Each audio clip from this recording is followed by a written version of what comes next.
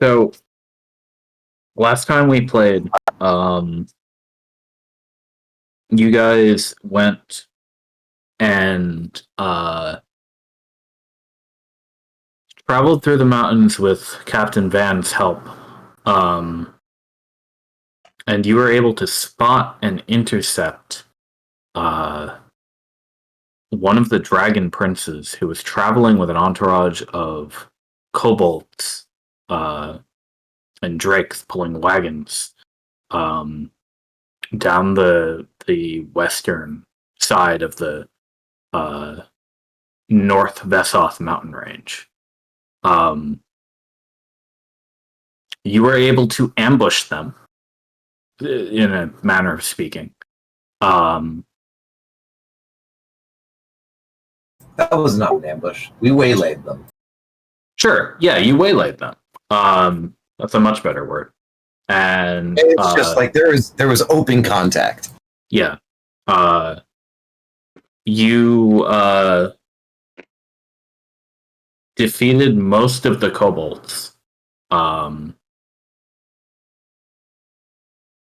Who were using certain siege weapons in the form of cauldrons that they could shoot bombs out of, essentially. And those are the things that they were carrying on the wagons, presumably to your city. And after presumably, didn't the prince say Jose? Oh, he might have. If you think he did, then he probably did. It's okay, you were tired. Yeah, he thought we were in the desert, is what you said. Yeah. Either way, he wasn't expecting you, and you caused enough destruction that he was forced to flee by wing. So where you are now is in a situation where whoops, this map didn't stop the music. There we go. I forgot to set that. You're in a situation where you have captured several of these wagons. You have also captured 7 kobolds, several of which were made to surrender by Captain Van. The rest mostly by Montlarin, who, as I recall, marched directly toward them and tanked a minor explosion, or something like that. But we're kind of right after you've gotten into the situation and completed the combat here. So Van has Alvis. He ordered you to go and fetch the runaway kobolds who started to flee, so that they wouldn't be left in the Redshift zone. I did that. So now that you've and collected all of their items. Yes. They don't have a lot on them. They have like they have steel knives and slings and pouches packed with obsidian bullets for those slings. Before you think the worst of me, too, no, I intend to give everything back to them upon orders from the Brigadier. It's just this is confiscation and documentation. Okay, yeah. I mean, they don't have much besides that, the weapons and what they're wearing. Obsidian. Okay. I'm just not being too cruel about it. I might take an obsidian bullet, though, if you don't mind, just because that sounds neat. Actually, I was going to say... Ben would probably ask you to confiscate their weapons, if you're rounding them up. Like you'd come in and he'd say, make sure you grab that one's knife, and it looks like they have a few slings, so maybe toss those aside if you can, Alvis. Oh, it was procedural. Already happened. Yeah, great. What were you going to say, Nimbus? Oh, that at some point when there was an opportunity, I would pull Alvis aside and say, "Hey, you should probably kind of sneakily break off from the group and gather up all the other weapons and stuff that are left here. There might be a lot of those obsidian bolts, and those might be really useful." Oh yeah. Yeah, pretty much all of the kobolds who weren't brewing the siege were carrying these weapons, so there's plenty, and many of them have been excuse me, many of them have been blasted by those couple of cauldrons that you caused to explode while they were reacting. And the remainder, besides the ones that you've captured, have perished in the dirt. Yeah, at least those the 16 that I melted with the sickening radiance. Oh yeah. There was one badass in each group. You're right. It was funny how that worked out. I think one of them had 2 of them escape, so maybe 15, but still, that was that spell's time to shine.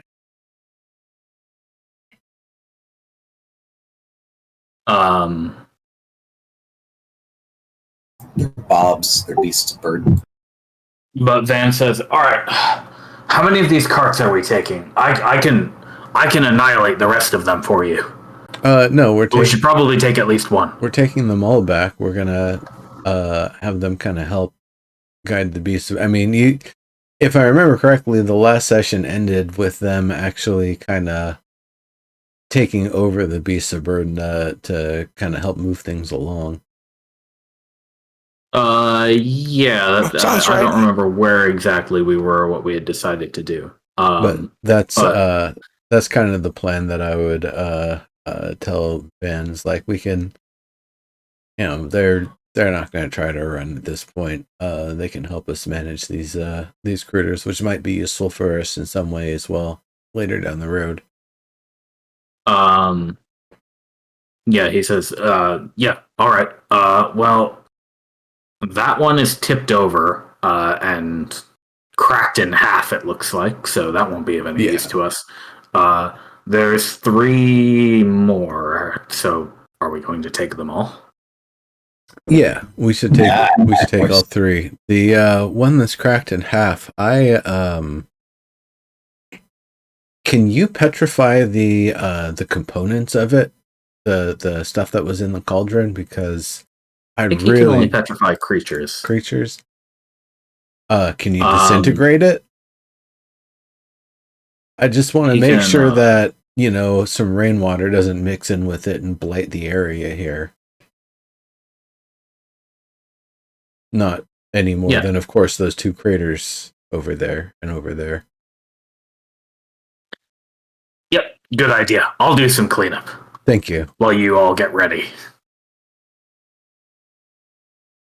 So he'll scoot over this way and just start blasting bits out of the remains and residue of the objects that have been destroyed. Man, kobolds, they're not even fireproof.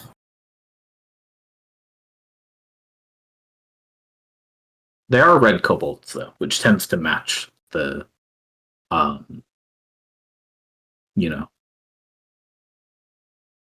motif. Yeah.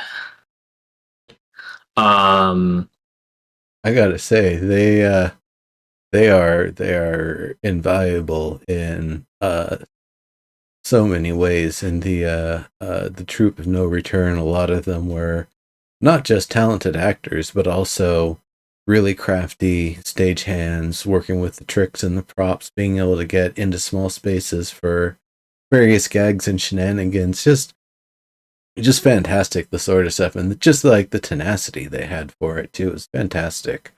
Had a lot of good friends, kobolds and goblins and all sorts of smaller folk that usually don't get a lot of respect, but when you see them on stage, and of course as the actor see them backstage and behind the scenes, you just get such a different level of respect for them when that cultural norms and standards don't usually recognize. You lot there, I'm sure there's bigger and better, greater things for you in life than dying on a battlefield for some, gilded overlord. Well, let's make sure that we don't become the Gilded Overlord. They're at this point, they're kind of huddled together around here, sort of waiting for you to tell them what you're going to do with them. But if you say that directly to them, Nimbus, the general reaction is one of mild bewilderment and disbelief.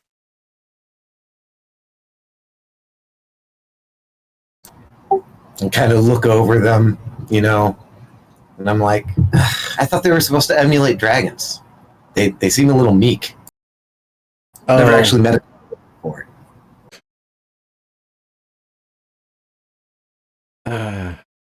Did you just say you've never met a kobold before?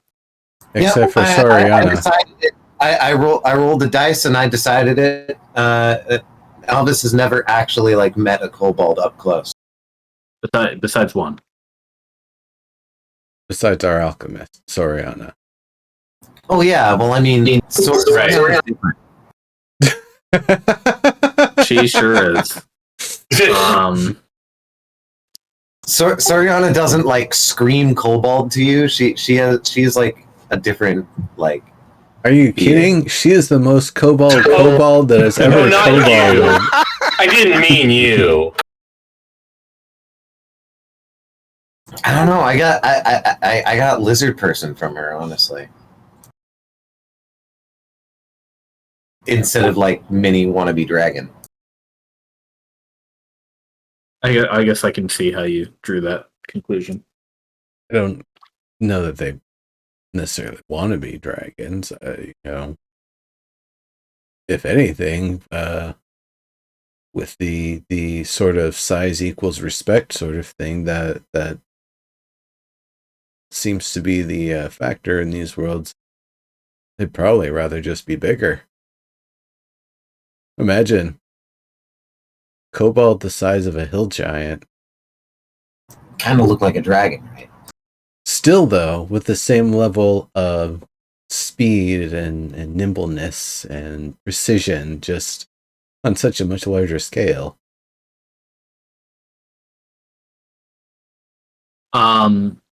So while this chatter is happening, are you guys arranging for these wagons? Yeah, we'd probably be holy shit, she is a kobold. Kind of getting them all lined up,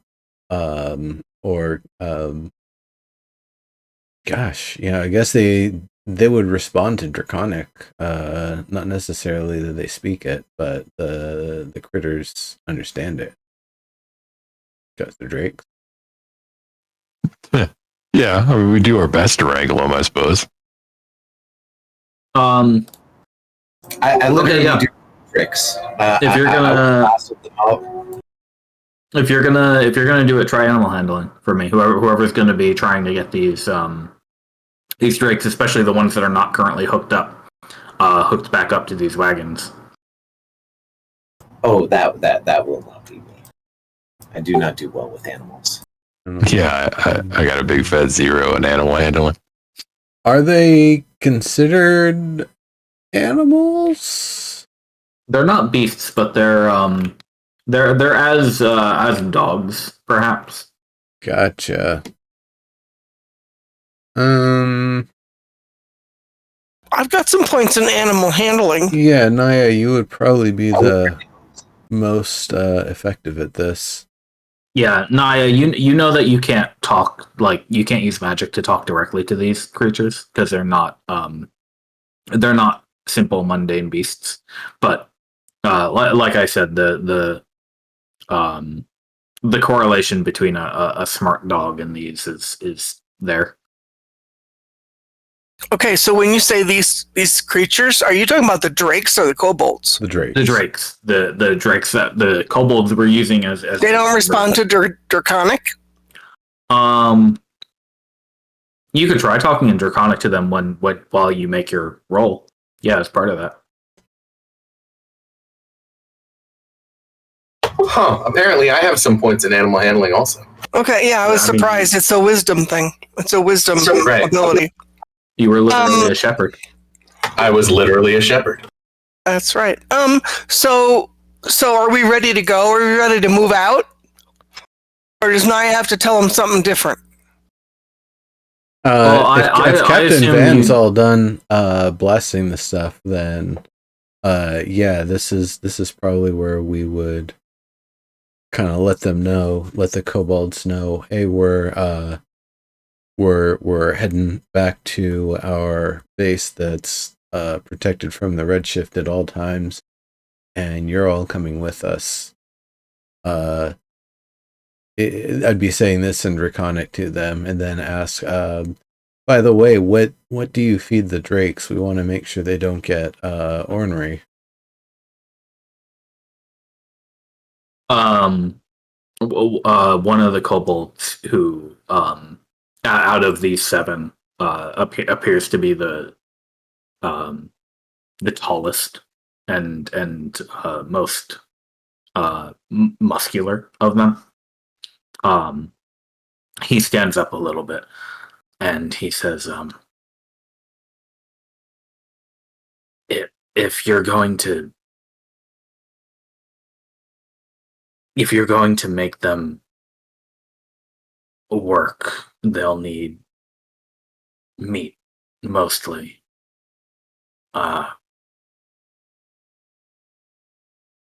And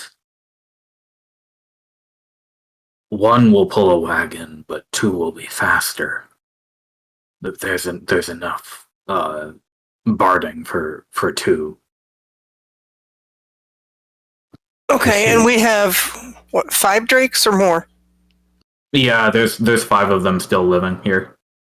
All right, so should Naya wild shape into a draft horse? I think Van can probably give that one a little bit of a boost. Okay. All All right, that so said, I'm in Draconic. I will speak to the drakes, and hopefully the kobolds can also understand it. If not, whoever speaks Goblin can tell no, them. they speak Draconic. Okay. Yeah, And they seem basic. to. Okay, we're getting ready to head out. We're heading south, down to the desert. All right. So if you're trying to get these drakes organized, go ahead and give me an animal handling roll on this. Okay. Nice.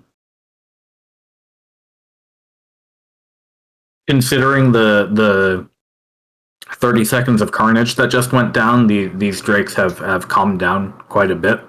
I mean, they you'd even say they probably seem well trained to like just hunker down in these situations. So now that it's over, if you're commanding them to, get ready to pull the wagons and getting them to like fit back into the barding, they they know what they're doing basically. So Okay. you just And kind do of they have to need- give them the guidance. Do they need help getting back into the barding? Should one of these kobolds be helping them? Yeah, do you want to ask one of the kobolds to do it? Yes, I do. So one of you for each wagon, please help the drakes get into the barding. And Van, if you would help the single drake with the third cart, he's going to need a boost because it takes 2. They said it takes one, but two will be faster. 2 will be faster, okay? Yeah. Sir, That or I'll jump into it. Sir, could Keen help with that, Drake? Oh yeah, totally. She could. Yeah. All right, then that also assigns me to that cart too. Okay. Okay. So Amber Green, you just might want to move out of the way a little bit. Can I throw a heal on Amber Green? Absolutely. Just bugs me. I appreciate that. All right, there you go. 7 points. Cool. Of course, you keep in mind that short rest will be pending if you make it to a campsite this evening. So. Right, and we have not had a wave yet, right, of any kind? Correct. Yeah, it's only been a few days so far. You've been traveling for. Let me just double check here. It's currently the morning of the 4th day out of Chose. So. But we ended up not going near as far as we planned to. Yeah, you may have a little bit of time left yet, but. Okay. Because I think if it feels like we need to hustle, like seriously need to hustle, I will fly back and try to get some help up here. Okay. We can get everybody back to Chose in time. Well, when you tell them, 2 of the kobolds that you point at, kind of hop to attention and they say, yeah, yes, okay, and they scurry to the wagons and help get the drakes together. I'm going to make a conspicuous point of saying thank you. They may not know what that word means, but they should get used to it. Okay. I'm gonna put some kind of it's not an actual seal, but like a what is it? A security theater kind of bit of like paper tape over the cauldrons. Don't they have like a lid or something? They do have a lid. So the way the cauldrons are set up is all 3 of them are covered in a tarp. If you want to keep that or get rid of it, it's up to you. But there's no actual lid over the cauldron itself. No, each cauldron is a large iron bowl, and currently each one that hasn't been used contains some amount of dry material. And then in the wagon around the cauldron, on each one there are a few urns full of what you could tell from the battle, or if you look inside them, is certain liquid material. And there's also a large ore-sized stirring spoon on each. Okay. And what you saw was when the kobolds combined these ingredients, they were able to create the bombard. Right.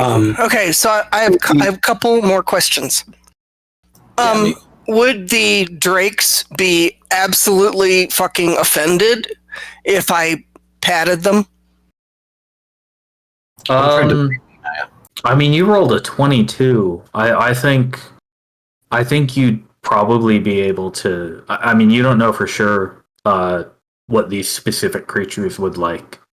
I don't want to offend them, but I want them to understand that I appreciate it. But they are appreciated for the work they're about to do. I mean, you think they're probably not going to bite you, at least. Yeah. Okay. I was hoping for a little bit more than that.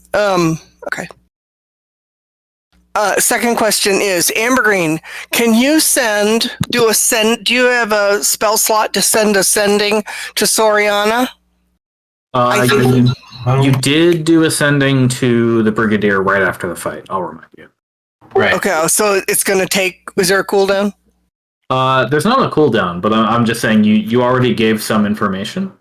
You let the Brigadier know that you're returning with some kobolds and drakes and battle wagons. Okay, well, hopefully she'll pass that on to Soriana.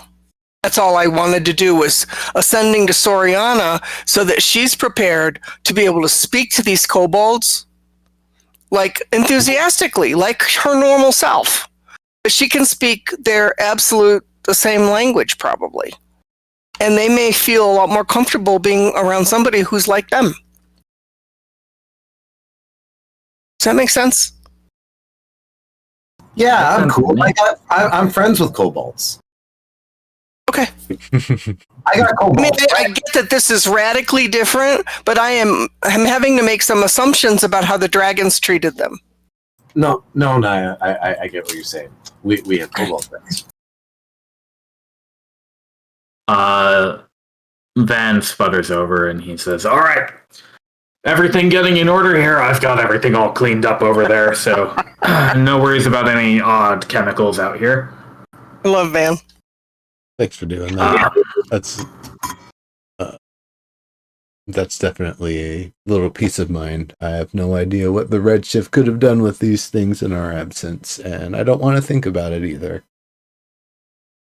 I agree. Yeah, I agree. We've got 3 wagons. Shall we bind the hands of these No, kids? no, No, No? no. They're going to be helpful. If Don't they worry. run, they run. But hopefully, if we treat them well, they will not run because they know that they're heading into some protection. Yeah, we can split them up across the wagons too, so each of us has fewer of them to manage. You know what I mean? Right. Yeah. It even rhymes. If they run, I'll have fun. Snap my whip. Alice, where the fuck did you go? Uh, Did you just steal I your don't know, token? you just- Where's you Keen? disappeared my token. I didn't I'm do that. blaming you.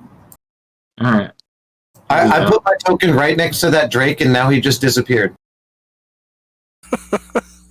I'm blaming something that you Yeah, did. I'm your sorry. token. Okay.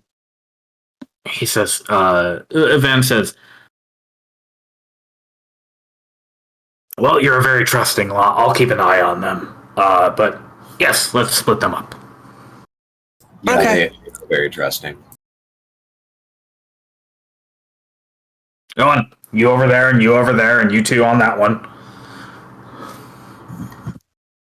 I do want to try to, in the midst of everything being set up, put a small thieves' cant or something made of like chalk hidden on the cauldrons that would be rubbed off if the tarp was taken off of it or anything like that. I think that would be pretty easy to manage. Yeah. Just basically like a security trap so that I can check on them each night because we're going to be out in the wilderness with these guys for a little bit. Yeah, that makes sense. And what about our Fae friend? She has The fact she hasn't killed them right now is kind of surprising.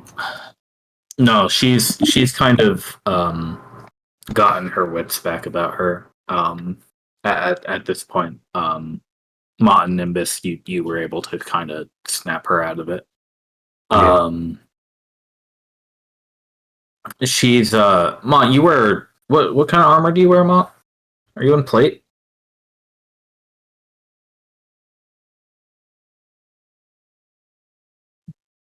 Aru? Malar? Oh, sorry, I was muted. Half plate.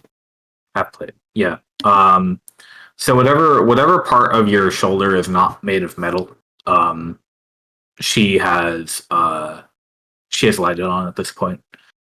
And she says, "I know we have to get back soon.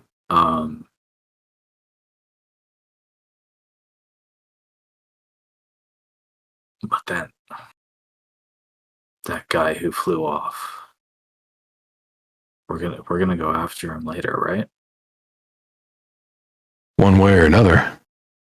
Yeah.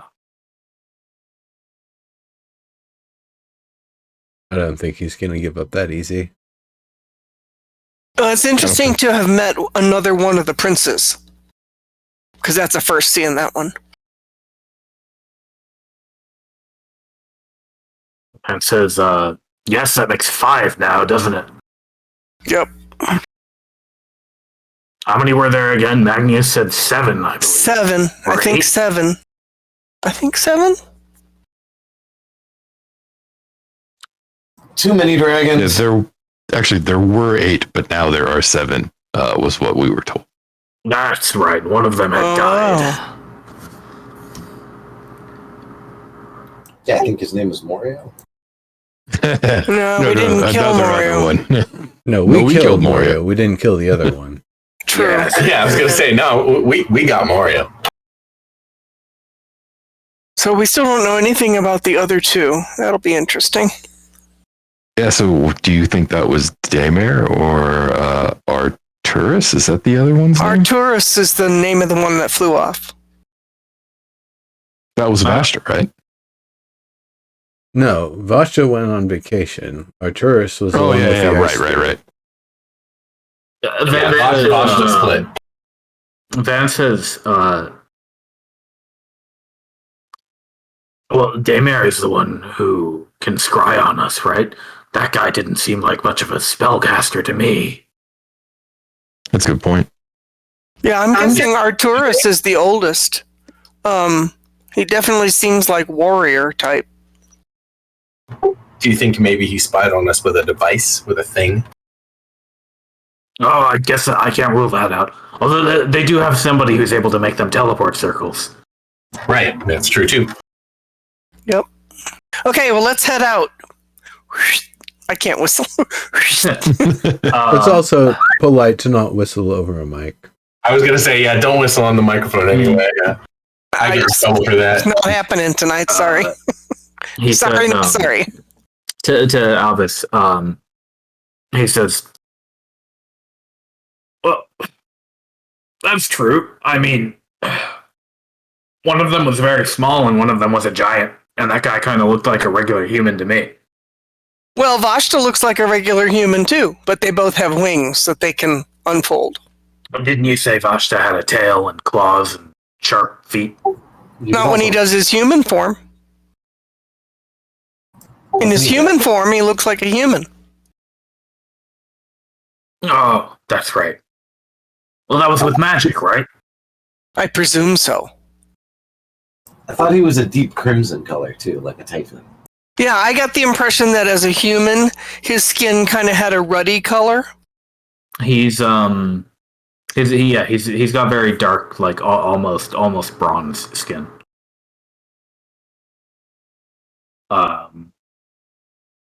Like a dragon. But I do think that Vashta could easily be mistaken for a bronzed human. Yeah.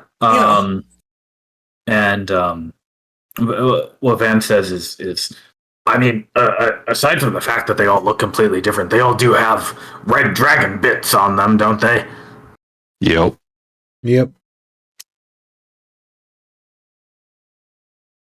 Well, I wouldn't have been able to tell on this one if he didn't unfold those wings. Yeah, I agree.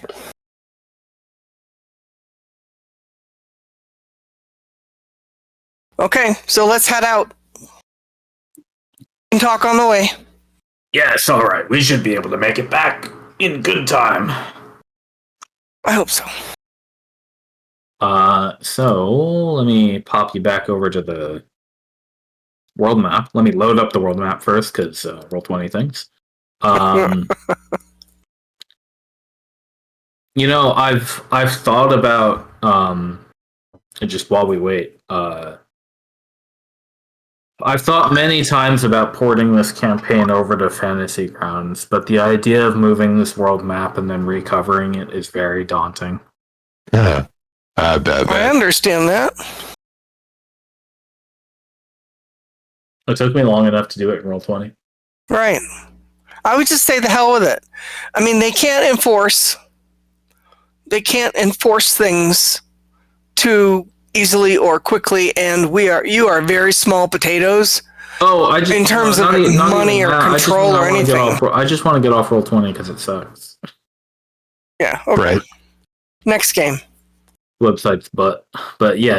After this is the last one. We're almost done. We're getting there. You've been saying that for 3 years. I've been saying a lot of things are almost done. Sorry, sir. So I'm working on it.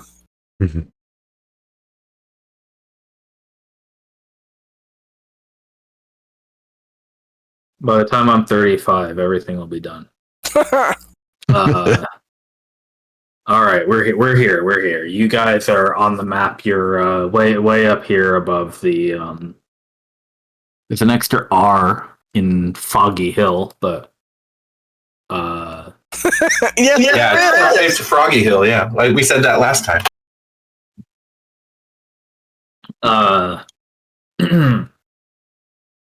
So you're not going to be able to take these wagons up into the mountains, obviously. no, but we got to go around. So So if you go around, it's going to take you about 3 days to get back to Chaussee. okay, That seems about right. Yeah. that's actually faster than I thought it would be. Well, with the marching speed that you have and the drakes, which are very powerful creatures, getting these wagons moving along is not all that hard at all, actually. I imagine they have some momentum once they get started. Yeah. And fortunately, unlike what you've been doing in the recent past, you're actually just traveling over rolling green hills at this point.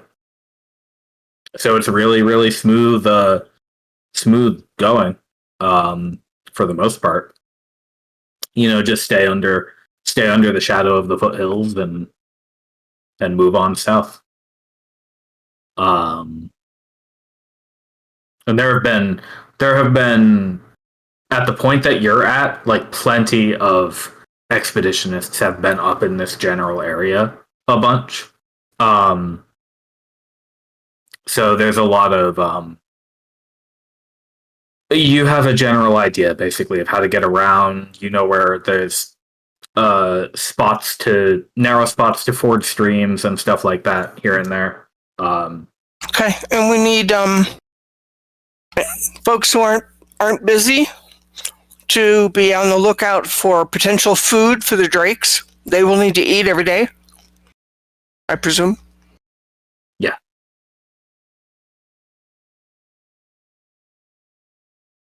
That would make sense. And I also presume that the drakes can spit fire. Can they spit fire To cook their own food, or do we need to cook it for them? They cannot spit fire. I would imagine they're like a raw flesh eating sort of. Okay. critter. Yeah. All right. Okay, that could be. Okay, so we'll just keep going and camp when we need to, and just keep an eye. Van, if you would keep an eye out behind us in case we are potentially open to attack from the rear. Absolutely. I'm always looking at 360 degrees up and down. Yeah, they will not be happy that we took off with their stuff. No, I would be furious. Yeah. Honestly, part of me wonders if this is the full force they were sending, or if it wasn't just a piece, and in fact, there's going to be somebody between us and home. It's possible. I expect that this was just a first foray, and might have been a bit of a Trojan horse even. Right. Yeah. Something to keep, like, both test our metal, but also keep us involved here so that they can do what they're going to do. Yeah, keep us occupied and distracted. Yeah, so moving along through the Redshift zone, carrying these wagons, carrying these drakes, and carrying these kobolds who you have not tied up. Van is keeping watch, floating, 50 feet above you all, and just slowly rotating as he moves south.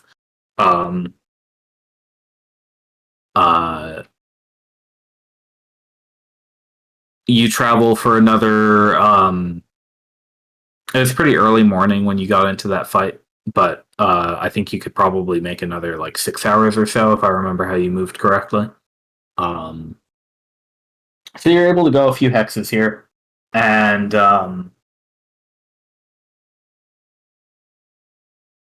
before long, it is time for you to pull up camp. And I figure around now would be probably when, like, while people are setting up. Do you want to try hunting? Yeah, and is that the sort of thing? I don't know exactly. Would like Mazia be opposed to helping track down creatures, or is that not really like, you know, a pixie sort of thing to do? I'm no vegetarian, lad. Yeah. Naya chuckles on that one. I can help you track. Fantastic. All right, try to keep up. She'll zip in the direction of something she seems to have a good idea of, or she's just going in a random direction. I do like her attitude. Well, I guess I'd load up a round in the water cannon and follow along. All right. While Nimbus is doing that, I assume we circle the wagons a little bit. Yeah, make a cozy little camp. Yeah, should pull them together at least. Don't work too hard to do it, but yeah. So yeah, you circle up the wagons. Van stays up in the air as a stationary turret for now.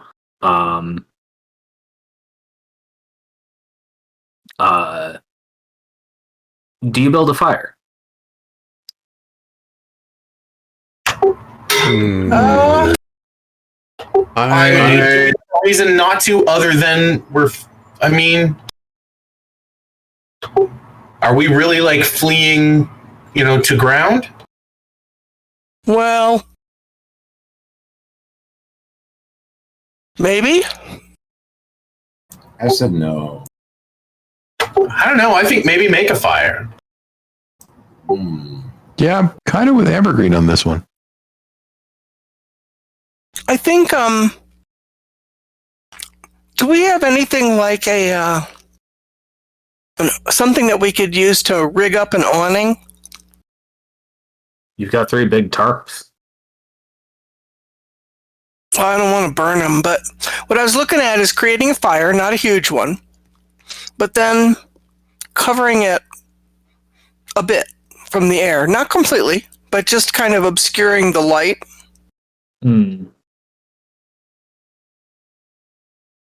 Hey, Yeah, we could do that. Don't we have someone who can change the color of things like flames? Albus, don't you have some trickery like that? Oh yeah, you could do that with prestidigitation. Ooh.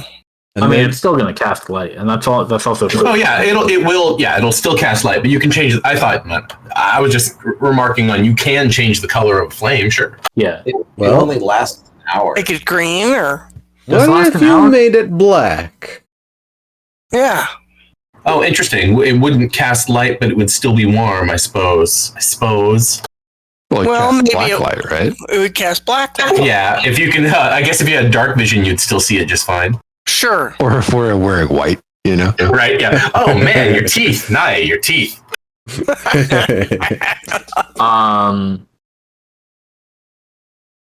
I'm going to say prestidigitation, which has no description apparently, probably can't turn fire into not producing light.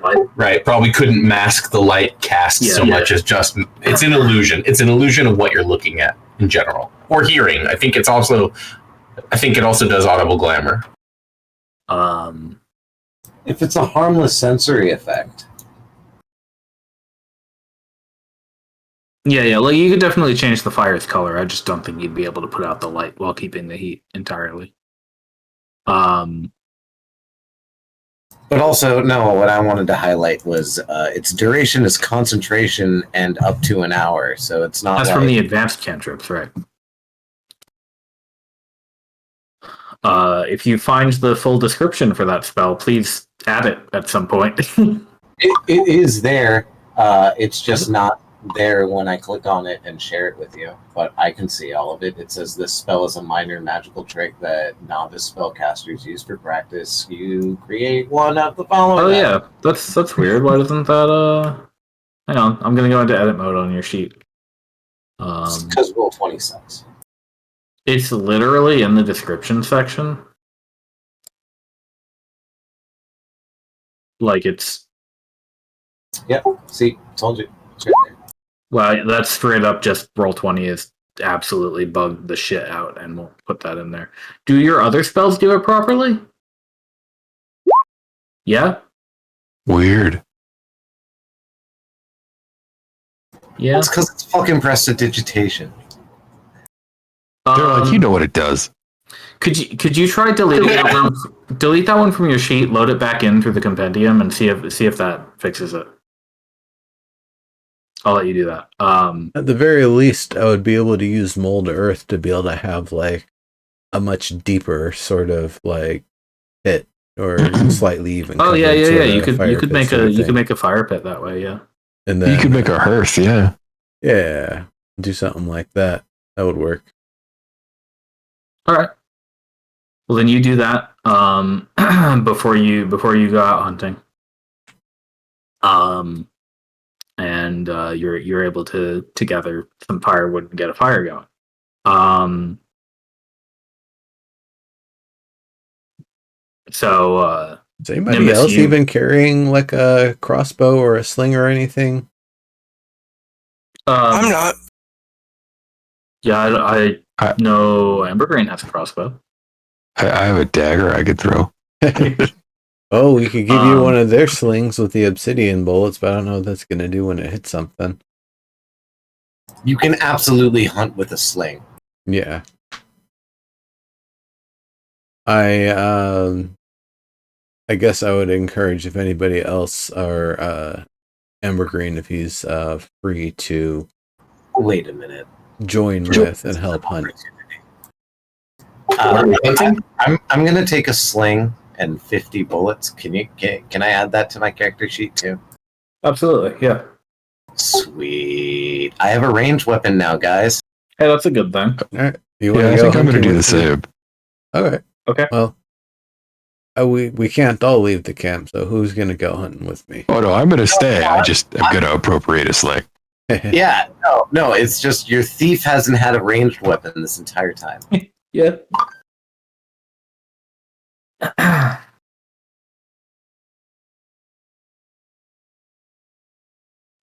Just grab as usual, grab the stuff from the compendium and drop it in your inventory and make sure your carry weight is still good. My carry rate is never been not encumbered. But you have a mount. Oh, holy shit! Ah, fuck! And I even said I made it the saddle. Oh god, I'm for once not encumbered. My mount can carry shit. Oh, I just meant that your move speed isn't affected. Oh yeah, no, there's that too. But I mean, my mount can also carry shit. Yeah. Yeah, if you wanted to. Yeah, okay. So who was going hunting? Just to... Unless Elvis wanted to go instead, I was going to take Ambergreen because he's got a crossbow and... Oh, I'm not going hunting. I'm just Yeah. fucking Yeah. range. Yeah, I mean, it's a light crossbow, but I do have it. Yeah, it shoots bolts. That's what we need. I can come with you if you want another I person. can also create food and water, so all we really need to do is bag one grouse or something, and we're good. Well, but we need food for the drakes. Yeah, they're We going to need want to eat meat, not So Magic boars, story. wolves, Yeah. a shitload of rabbits and squirrels. You know, I mean, we're gonna need meat. All right. Yeah. Ambergreen, you know that magical food nourishes carnivorous creatures just as well as omnivorous ones. Yeah, but that doesn't mean they're going to be appealed by, the goo. We can Sure. make it taste like meat, but do I make goo or do I make food? Well, generally, what you do when you cast it, if you cast it like straight up, you generate gruel and water. Sure. If you cast it as a ritual, using food as a material component, you duplicate the loaves and the fish. Yeah, it says 5 steeds or 15 humanoids. Do they count as steeds? Yeah, I'd count the drakes as steeds. So yeah, you've got 5 of them, and then Van eats enough for 4. So Well, All right. here we go, man. It's a bucket. We still need to find rabbits and squirrels if we can't find boars and wolves, Well, Mizzy is gonna help us hunt, and I'm sure she can or find even stuff. birds. And actually, if Naya, if you're coming with to hunt, Amber Green, you can come or stay back if you want, because I think the ability to turn into a creature that can, chase things down and hunt better is probably going to be really invaluable for this effort.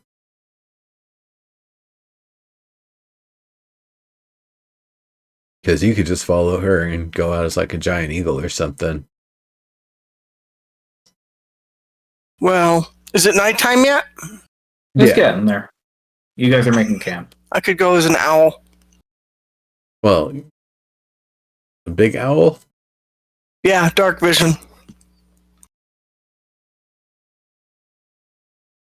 Yeah, that works. Big owl. The superb I just owl. had yourself a bear. Well, I could do bear, but I don't want to get shot, or wolf. Same thing.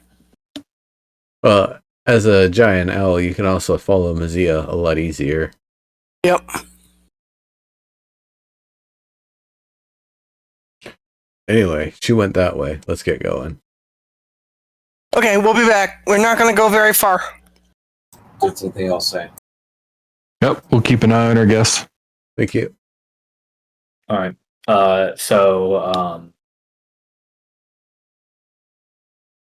the kobolds who now outnumber you, Right. huddle around the fire pit. I mean, Van's with us, though. How do you outnumber a beholder? He has more eyes. Yeah, you need at least 12. Well,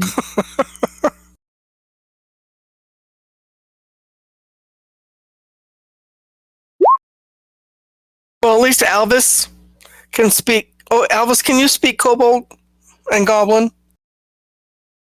They speak Draconic. I can speak Draconic, yeah. Okay, do they speak anything other than Draconic and common? We probably all have common. I mean, well, Right, what I'm looking at is if they're amongst themselves talking about bolting. yeah, well, we would probably hear them when they mumbled amongst themselves. Do any of us understand what they're saying? That's what I'm asking. Mont, when you were taunting them during the battle, what language were you speaking in? Draconic. Okay. So yeah, that's all you've heard them speak so far. But I mean, at this point, they're just kind of sitting on one side of the fire pit, and you're sitting on the other side of the fire pit, and they're staring you down collectively. Yeah, I'm being deliberately casual. Not unmenacing, just casual. Okay. Would you like to roll intimidation for me? Sure. I like it. Can you roll that with advantage? I'm also talking to the kobolds, where he's like, "You're welcome to run if you think you can survive." I'm like, "I might hunt you though, just for fun though, not because I." Yeah, Mont can have advantage. Alrighty.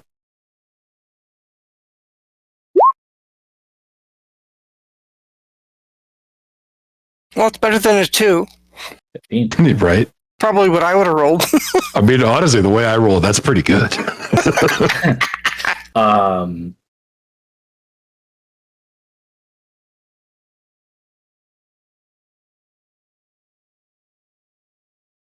So they don't actually respond verbally, but there's a lot of like head shaking and kind of resigned sitting back in response to you telling them that they can run away if they choose to. One of them, the smallest, she has hardly taken her eyes off Van the entire evening. I don't blame her. Who is really just doing? He's just kind of doing laps, absent-mindedly. Van should see if he can entertain him like he did with those villagers. Yeah.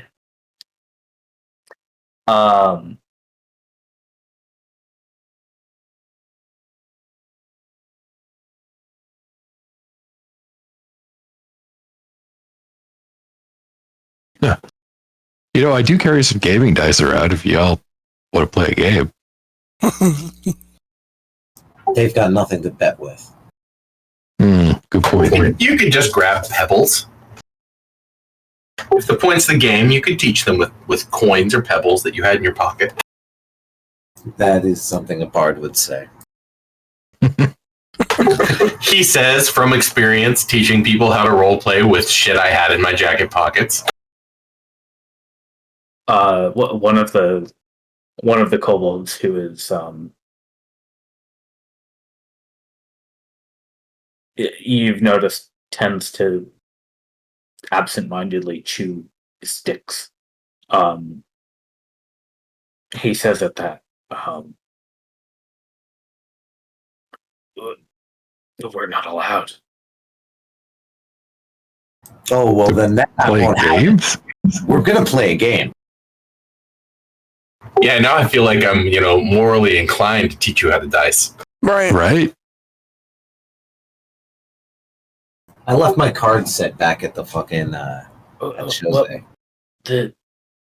He says the lords play, but we are not allowed unless they order us to. Oh, do you want to play? What do you want? Shit, now we're going to have to teach them how not to throw the game.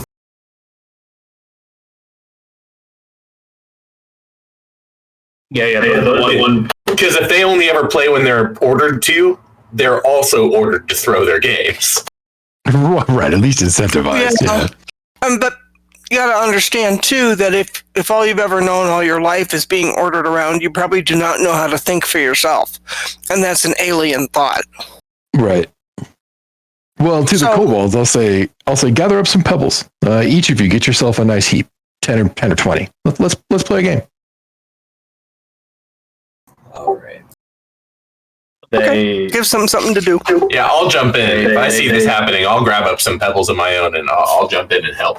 All right. Yeah, they trade glances and I mean, you gave them a demand, so they'll hurry to their task, and 5 minutes later, they each present you with a pile of pebbles.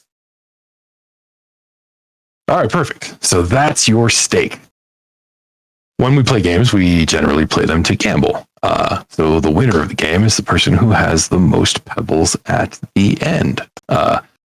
We decide who wins each round with tosses of the dice. What do you think, Alice Tabber? Have you ever played sixes? Of course. Good. While you're talking aside to Alice Tabber, the largest one again steps forward and he says, I will play as please spare the others. No, this is just for fun. Don't worry about it. Nothing's going to happen to any of you. It's just for fun. I get the feeling now that these people were maybe made to compete against one another for, for the fun of the lords, right? Not for the fun of the kobolds. Right. I swear no harm will come to any of you from playing. I nod and I say, "Yeah, I won't even do anything untoward." Nah, Roll persuasion. which of us? Mont was the one who tried to persuade first, so. Yeah, that's more like it. Jam performance, I suppose. No, we're playing along.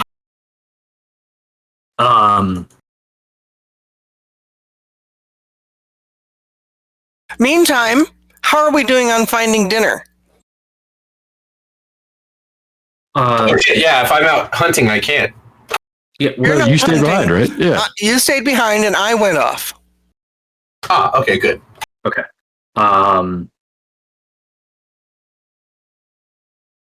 Naya, you've caught up to Mazia, and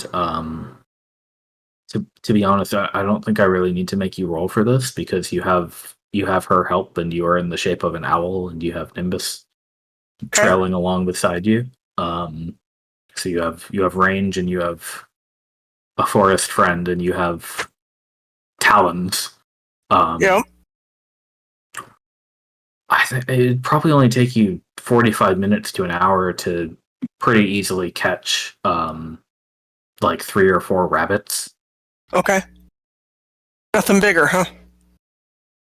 Um, I was thinking of the drakes, but okay. Maybe we can do better tomorrow. You need fat in order to properly. well, you know, if you Naya, you know that if you like prepare those rabbits a little bit, then Ambergreen should be able to increase their quantity. Yeah. Magically. So. Okay. 4 rabbits is what we got. It's gonna be great. It'll be a feast by the time Ambergreen's done. Yeah. Yeah. So. But we're gonna need some like fat because if all we eat is rabbit, then No, it's magical. So, like, I think the good berries are the fat. I was gonna say, yeah, it'll just be filling anyway. Yeah. Can I tweak it with the spell and make them plump bunnies? You know? I mean, I guess. Yeah. They're fat bunnies. Nourishing. Well, I mean, if we're gonna have it all like dressed and prepared and everything, I figure it would just be You're talking about server duping. yeah, it's more that you're gonna be making like a buttery version of the cooked rabbit, like, you know, you're just gonna fill in with oil for the, you know, that part of the process or whatever. Sure. I mean, if I could do it magically, I was just making a glib comment about the fact that if all we're eating is rabbit, we still starve to death. Yeah. Yeah, but not overnight. That's true. Just real slowly, but we do because you need the fat to like. Protein alone is not The enough. fat, and you need the vegetables, and we're gonna need some fruit and all that stuff. So Yeah. we'll dress it, and you have that included in your make the feast, handful which is of rations that you keep. 100% nourishing for everyone, and I even have an extra ration I can give you. Nice. I'll make gravy out of that. Okay. So the while they're gone, the kobolds have already resigned to playing your game. Right Poor on. things. I feel bad for them. Nah, we'll teach you how to play some dice. Yeah. Good So boy. Good boy. Look, they're tails. Well, we're having to like teach them how to play, how to have fun, how to be independent, I mean, that's a big lesson. It's not going to happen immediately. yeah, no, well, Lauren rather is thinking, he's gonna treat them kind of like, you know, those annoying young cousins that show up at family reunions that nobody wants to babysit, you know? Like the 4 and 5-year-olds? Yeah. Yeah, exactly. So, like, I'm going to exaggerate how much fun I'm having. You know what I mean? Like, no, I'm going to make it a good time if they're willing. Well, you don't know necessarily that they're willing, but they're doing it. So yeah, are you gonna teach them to play? Yeah, I figured I would teach them something simple, you know, like a 2d6 game. That's why I was thinking like 6s, you know, where the, you know, you roll some combination of dice that adds up to 6 or 12. I'm just gonna. 6 is easy, or ship captain crew is pretty easy. Yep. totally. That's a little bit more complicated. Like that'd be next level, I think. Or shut the box, but you need a pen and pencil or a box. Right. Do you want to do one roll then here for that? Go ahead and roll your 6s. Well, Yeah, sure. 2d6.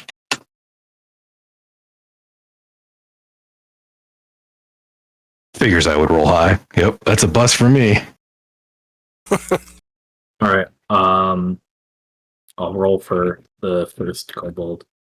So you have to. What do you have to? What's the goal? It's a 6. 6 or 12, basically. Yep. Okay. Well. Close. So then everybody busts, right? And then you restart. Yep, exactly. And the pot just grows. Yeah. Okay.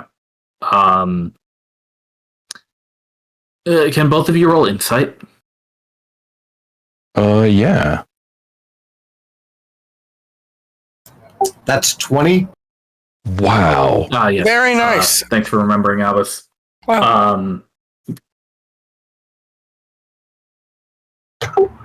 Me too, or not me too? You can if you want to, Amber Green. All right. You could also roll d6s if you like. If you want to participate in the game. I don't know shit. Yeah. Yeah, I should have been rolling d6s apparently. Go for it. 2 of them. 2d6.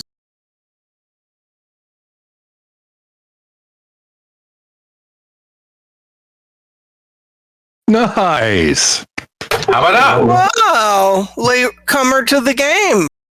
Look at that. Just strolling in to play. You know? Yeah. So,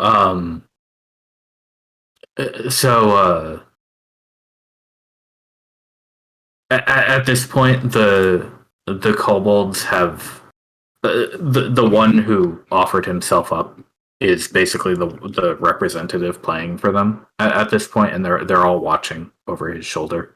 Albus and Mont, there's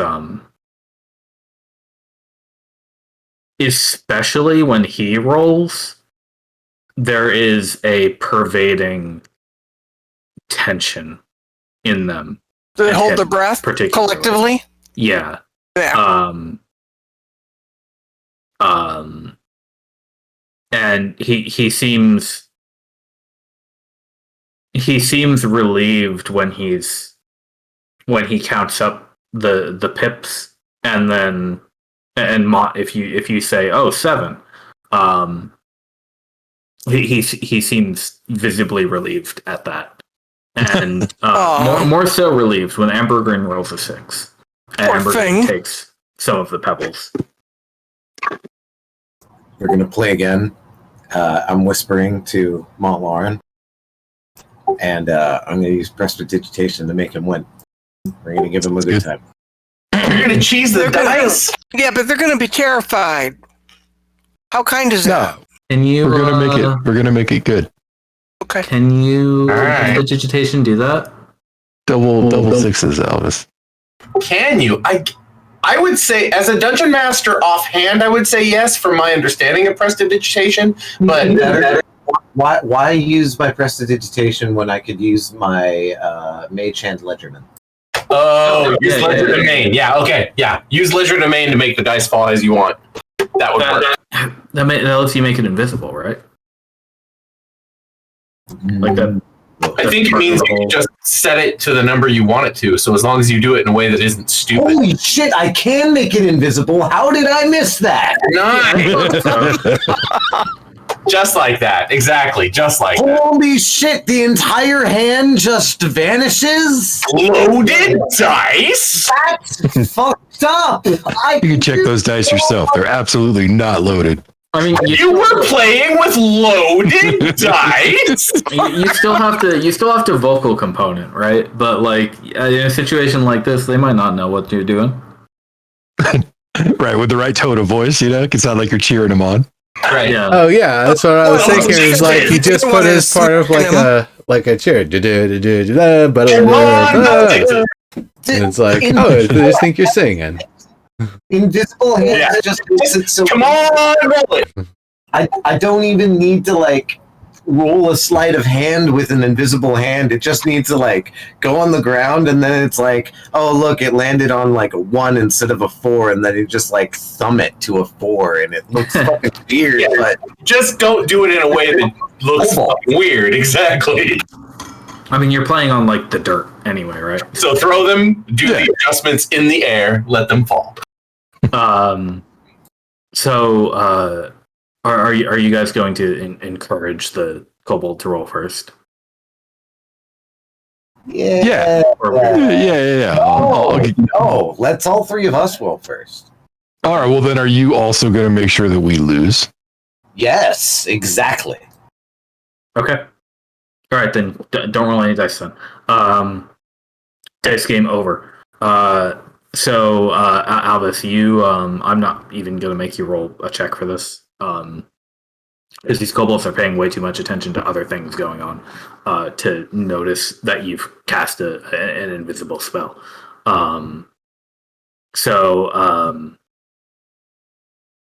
The tension rises as it goes through the three of you.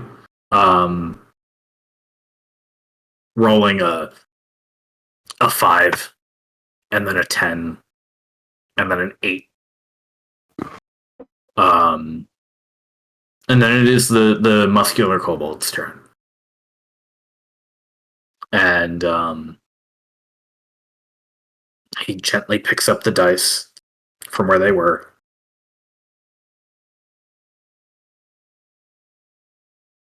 He closes his eyes and he tosses them. And you set them to 12? Yeah.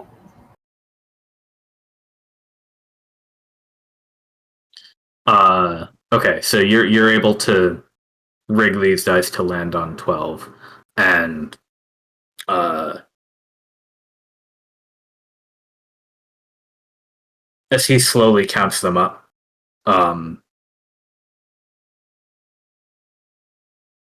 his eyes get wide and he backs up quickly and says, "I'm sorry, it was an accident." No, congratulations. I put my Aw, poor thing. and I start applauding, like, yeah. Well, he's plotting. I toss him a small blue gem from ooh, nice. from the teeth of a giant snake. I tell him the story behind it too, and I'm like, "That's yours." Yep, normally you would get double the pot, but since we're playing for pebbles, it should be something more memorable than that for a roll like that, don't you think? Congratulations. So kind. The Drop a real gold coin on that. Albus, the sapphire bounces off his snout into his lap. He's not in. He does not have the wits about him to catch it. I'm sorry, boss.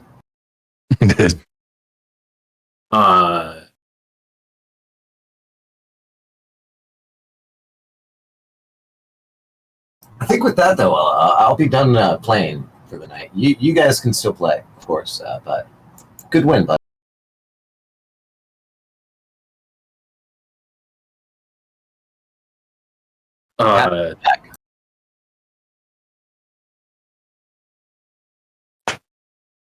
And with patting him on the back, I'll make sure to pick up the sapphire and put it in his hand. Actually, Yeah, totally.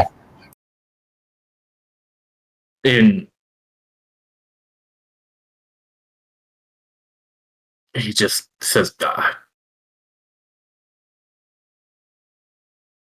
don't understand." But you won. It's the fun in playing, right? Well, part of it, honestly. I find It it's is just as fun supposed to be lose, fun. but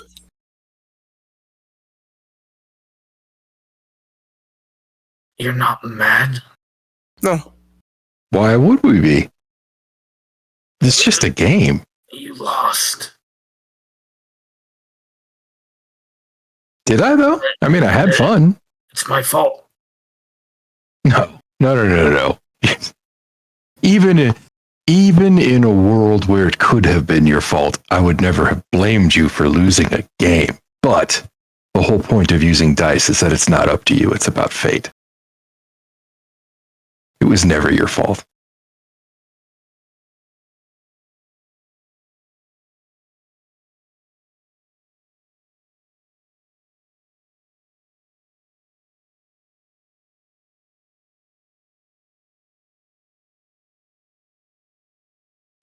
I'll pick up my dice and clap him on the back and say, we can play again another time. As long as you enjoyed yourself. And again, congratulations. Uh,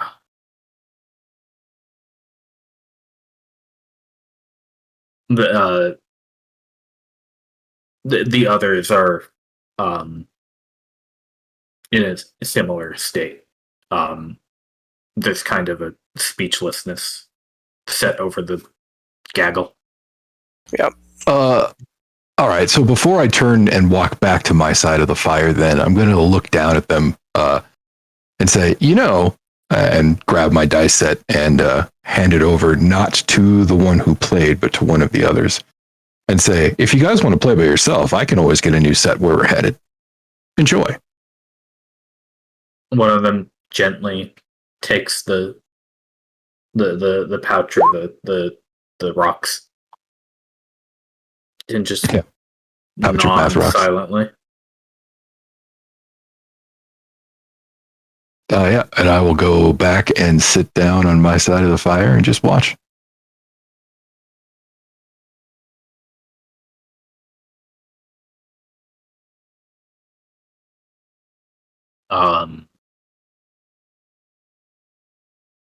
They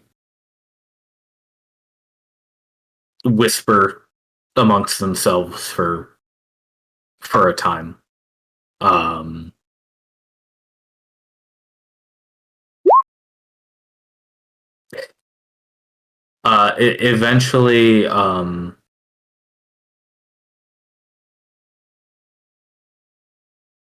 Eventually, but by the time Naya gets back, what has concluded is two of them are have taken the dice and are taking turns rolling them back and forth and tallying up the results into some kind of arcane scoreboard that exists only in their heads.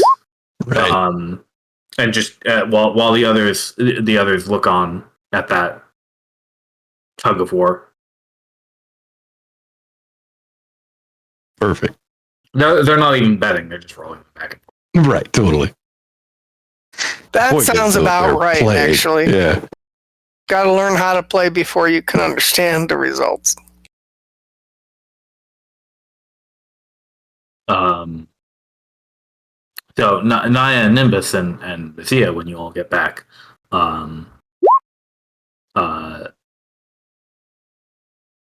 if you give Ambergreen the food that you've collected, and Ambergreen, if you take some of the dried fruit and nuts and meats and bread and whatnot that you have among your rations, I think the way with the rabbits, I think the way you'd need to do it is just spend one ration like usual for the day, and then the rabbits will supplement everybody else that you have here with you, and you could cast the spell twice as a ritual, Ambergreen, which will take only 20 minutes. Okay. And you can produce the necessary feast, relatively speaking. I have one ration that I can donate to the whole producing a feast thing. Right. Magically. One's all you need. Okay, so I'm going to donate that. Yep. I've got 3 more for the rest of the trip. One less thing for me to carry. Right. Sorry Reduce about your that. weight. She's always encumbered. Always. I know. I'm right at the break point of encumbered, but not quite. I almost had. Minigame. I hang out at the break point of heavily encumbered. I mean, I would have to drop 37 pounds to just get to encumbered. Right. I know your armor weighs a lot, but what else are you carrying? I have 51 pounds of scale mail and shield.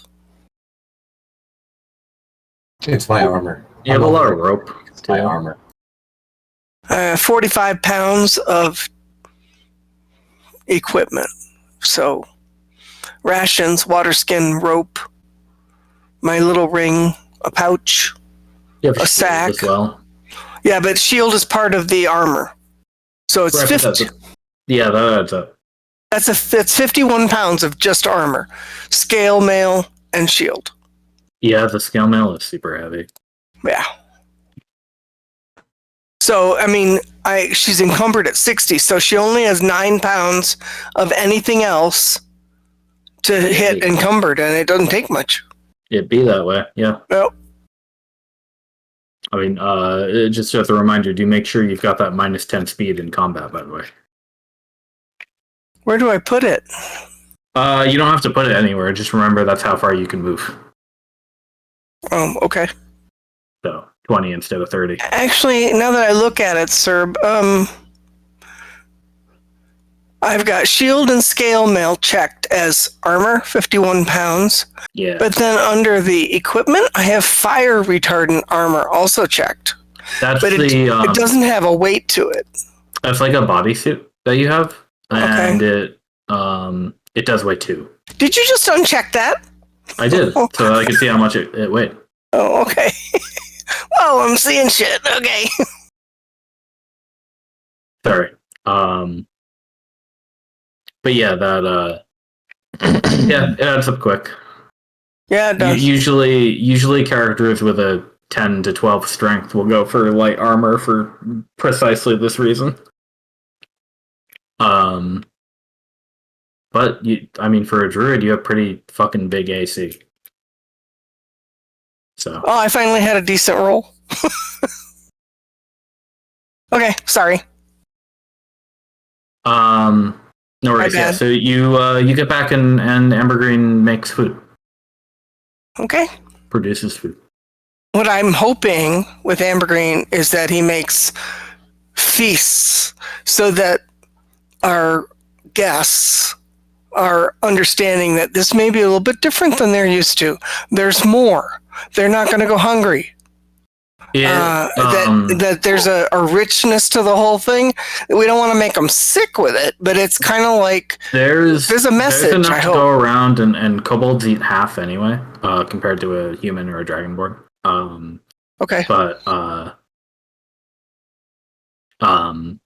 it is still rations food. Like Evergreen, if you're doing the ritual, it's the duplicating the materials that you have on hand, right?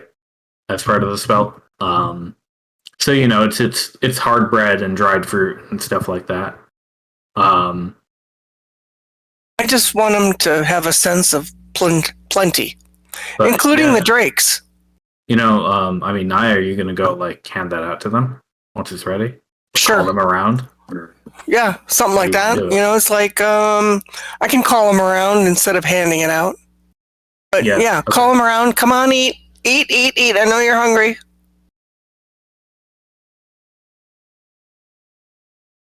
And then if the drakes are the drakes still tied to their wagons?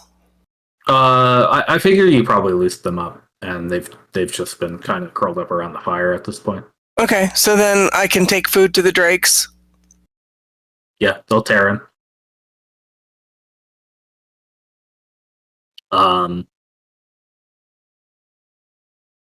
Yeah, the kobolds see you give the food to the drakes, and then when you call them, they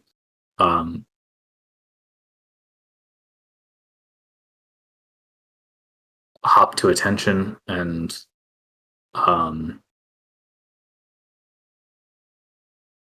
one of them says,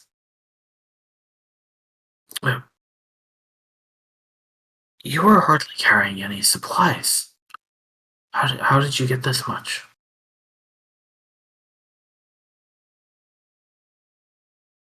Magic?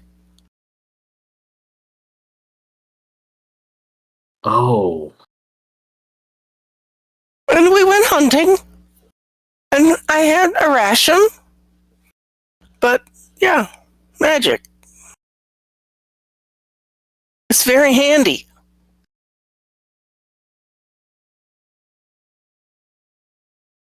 We've been eating this sort of thing on the road for years now. We're pretty used to it.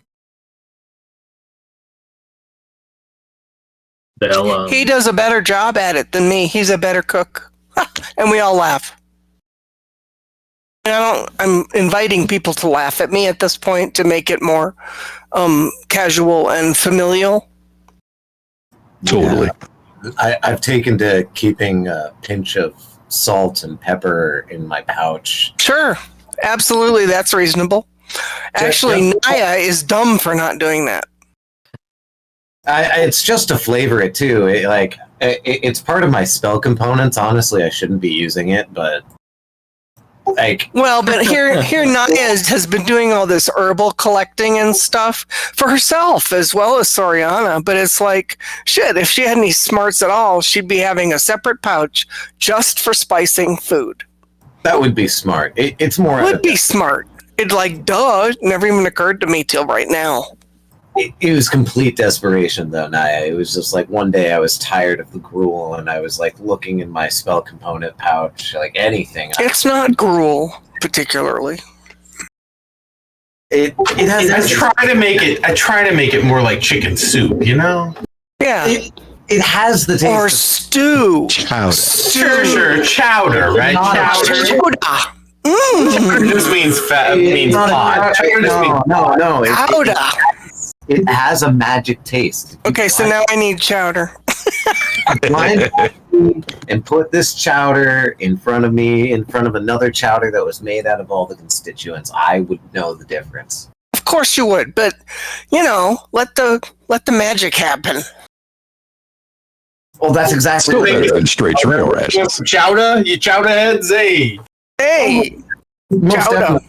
It was a consistency issue, though. You eat this stuff for 5 years. You got. Well, yeah, everything gets boring after 5 years. Pour some cream in that. What? Your component pouch, and then find out that some of your spells take pepper, and then you put it inside your food. Life's changed. I hear you. Okay, has everybody got food now? And so Naya goes ahead and plays mom, make sure everybody has food, make sure everybody is getting full and feeling like full tummy, and maybe even starting to nod off. Make sure the drakes are happy. Oh, they're doing fine. Okay. Van has taken his share. Well, Van gets 4 shares, so that's fine. Yeah. Ambergreen, what I would love is if you would play a song. Aw. Maybe not something too awfully raucous, because I'm thinking now that with full bellies, they might want to sleep. I can do it. This might be a really nice way to introduce them to something other than the life that they've known. Right. You're talking about all the kobolds who have never had a lullaby or anything. The kobolds and the drakes. I mean, Right. if we can make them friends by the time we get back to Jose, that's going to be a big win. All right, I could try to jam a lullaby for everyone. Thank there. you. I appreciate it. Perform. Roll. I set the stage, perfuming the fire with fresh smells of herbs. Woo! I was a little worried there. Don't we always worry when we have to roll? I guess so. Yes, exactly. Yes. I'm like +5. I can't fuck that up. Oh, you could so. Lavender, it'll make everybody calm. I've been there, done that. +5 and I roll a 6. Fuck you. Right. You roll a 2. Oh. They've I managed. these seven have still kind of stayed huddled up in their little circle. That's fine. They should probably stick together. That's fine. But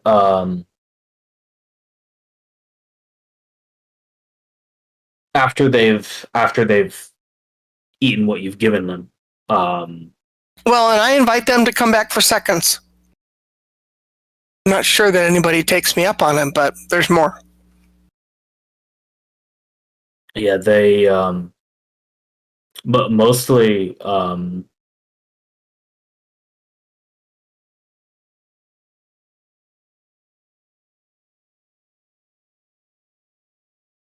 Mostly they've continued to sit and wait. The one who you gave the sapphire has hardly let it out of his gaze since.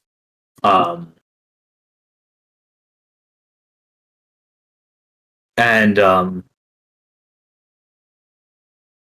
it's not too long before they've collapsed onto each other and have huddled asleep. Did Ambergreen's ballad help with that? Most likely. Okay. Nice.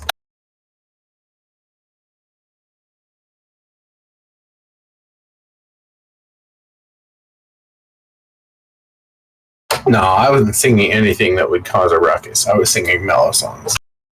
No, the gem. Yeah. Oh, I see. Van has laid out his blanket and he says, I kept an eye out all evening. Did not see anything. North, south, or west. Thank you, Van. What about straight up? I giggle a little bit. Good question. Didn't see anything up there but clouds. I mean, jokes aside, dragons do fly, I guess. Oh, yes. Well, and I do think in this case, they would fly. So, Naya can take the first watch. She will, she's had a short rest, right? Yeah. So Short she rest can go back to Great Owl or Giant Owl, and she will take the first watch mostly on Sky Patrol.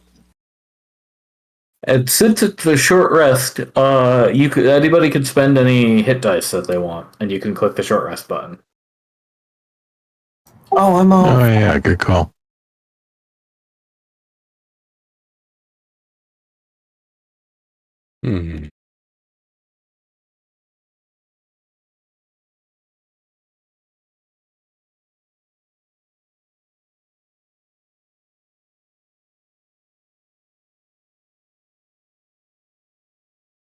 Wow.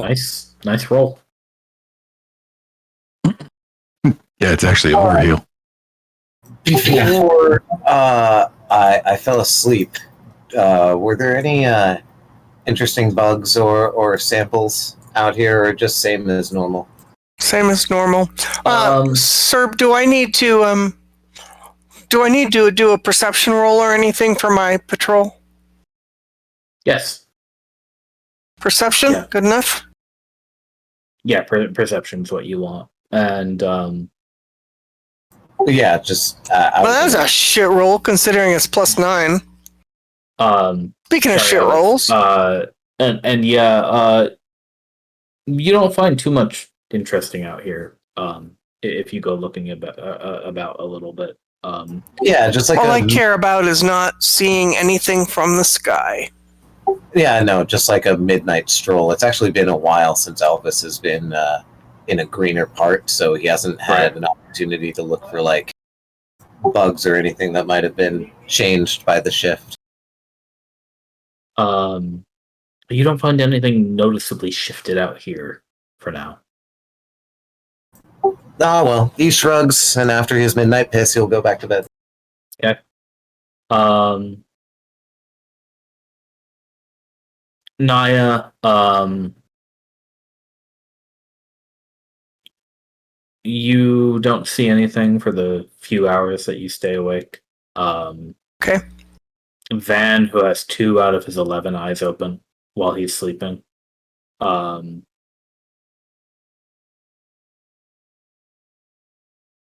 Did we? I don't even remember. I don't think we rolled for the next watch. Who's up next? Whoever wants to, I guess. I'd probably take a watch. But Mott only meditates for 4 hours as well. Yeah, Okay. so I can always take the last half.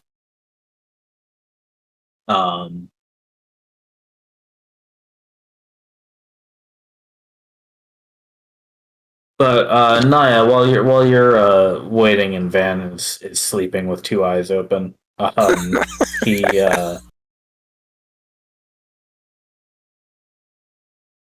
he says, what do you think there, Naya? Are we keeping them?"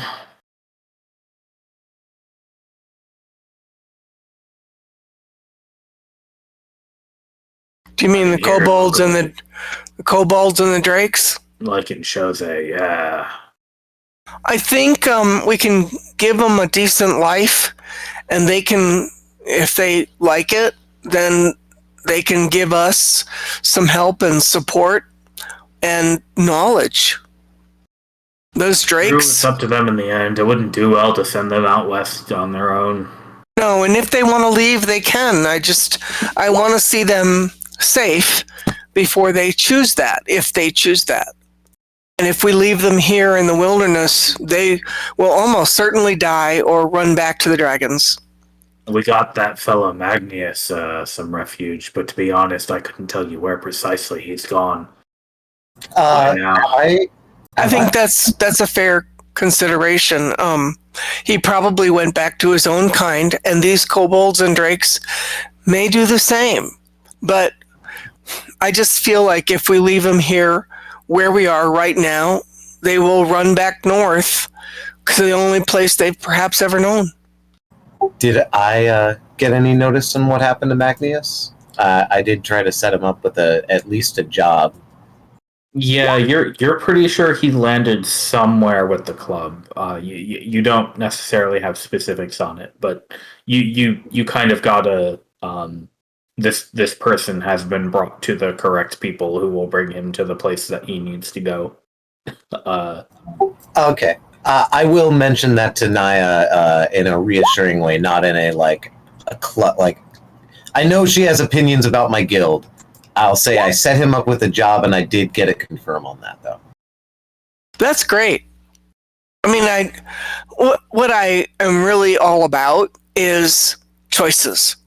We are used to having choices and the freedom to choose. For these beings, I don't really get the feeling they've ever had a choice, ever. Maybe from the time they were born.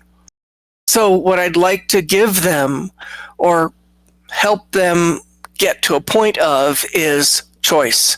If they decide to go back to the only thing they've ever known, okay. I'm not going to make that very easy, but okay. On the other hand, if they like what they are experiencing with us and they feel a sense of maybe freedom and understanding, God, I could have a choice. That never even entered my mind before, and I'm not getting beaten or killed because I win at dice or eaten. God only knows, what they've had to deal with in other places, and maybe it wasn't that bad.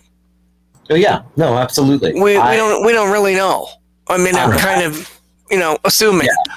I am in your camp there. I was gonna try to actually do them even better than Magnius and set them up with working with me. Yeah, I mean, there may be some of them that really take to Soriana, for example.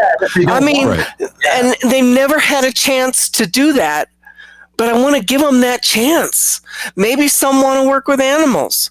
Maybe some want to learn magic. I mean, there's so many possibilities that they may have never been exposed to except in an environment of fear and don't touch that. So, exactly. My overseer did tell me that an education was the best for people like these. I honestly, I feel some kindred with them. I'm sure that prince of theirs had them hunting treasure their whole lives. Right. So, but that could be useful to us in terms of skill development. They've learned how to hunt treasure. Okay, well, what if we go to a place we've never been before? Those guys might know how to hunt treasure or something shiny, or have an eye for something that we don't have a clue on. They probably don't even realize they have skills they can use to make their own life. Exactly. I just kind of feel like they've probably never been anything but slaves.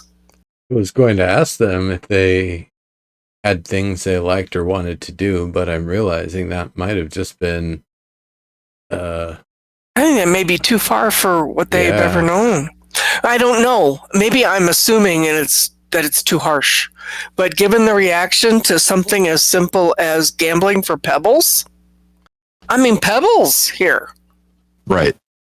That it's like, my God, that reaction was like somebody was going to die, like a head was going to literally roll. So I would like to be able to answer your question, Van. I would like to be able to give them an opportunity to choose, which means we have to kind of take a moment, a couple moments to reset and show them something different, even if it's alien, and let them kind of digest all that on the road back. It won't take us very long to get back to Jose. So they've only got a couple of days, but if they can see that in those 2 days or 3 days of travel that we didn't beat them and we didn't harm them and we fed them and we said please and thank you, which I hope we will all do, and that maybe we treated them like people, beings. That was absolutely my intention. Then they could come away with a little glimmer of a start of confidence and something other than just being a slave. Oh, you're on the You're right track deep into there, the- Naya. Anyway, I hope I'm right. I could be all wet, but No, you're preaching to the choir. The club and my overseer taught me that prisoners of war should be treated with the utmost respect and given all the humanities. Yes, I'm sure Lucette already has some ideas for how she could I hope she tells make Soriana. them feel at home. I do feel like it's quite possible that at least one of these kobolds could want to hang out with Soriana and learn her craft and her trade. And that would be wonderful. That would be excellent. You do such a good job of dodging epithets when you speak ill. Like, you will say, I might be all wet instead of I might be full of shit. Or I'm speaking through my hat instead of I'm talking out my ass. And She is good at that. I have learned all of these from you. And I'm like, these are so sweet. Like, oh no, I'm just talking through my hat. Yeah, I love it. I love it.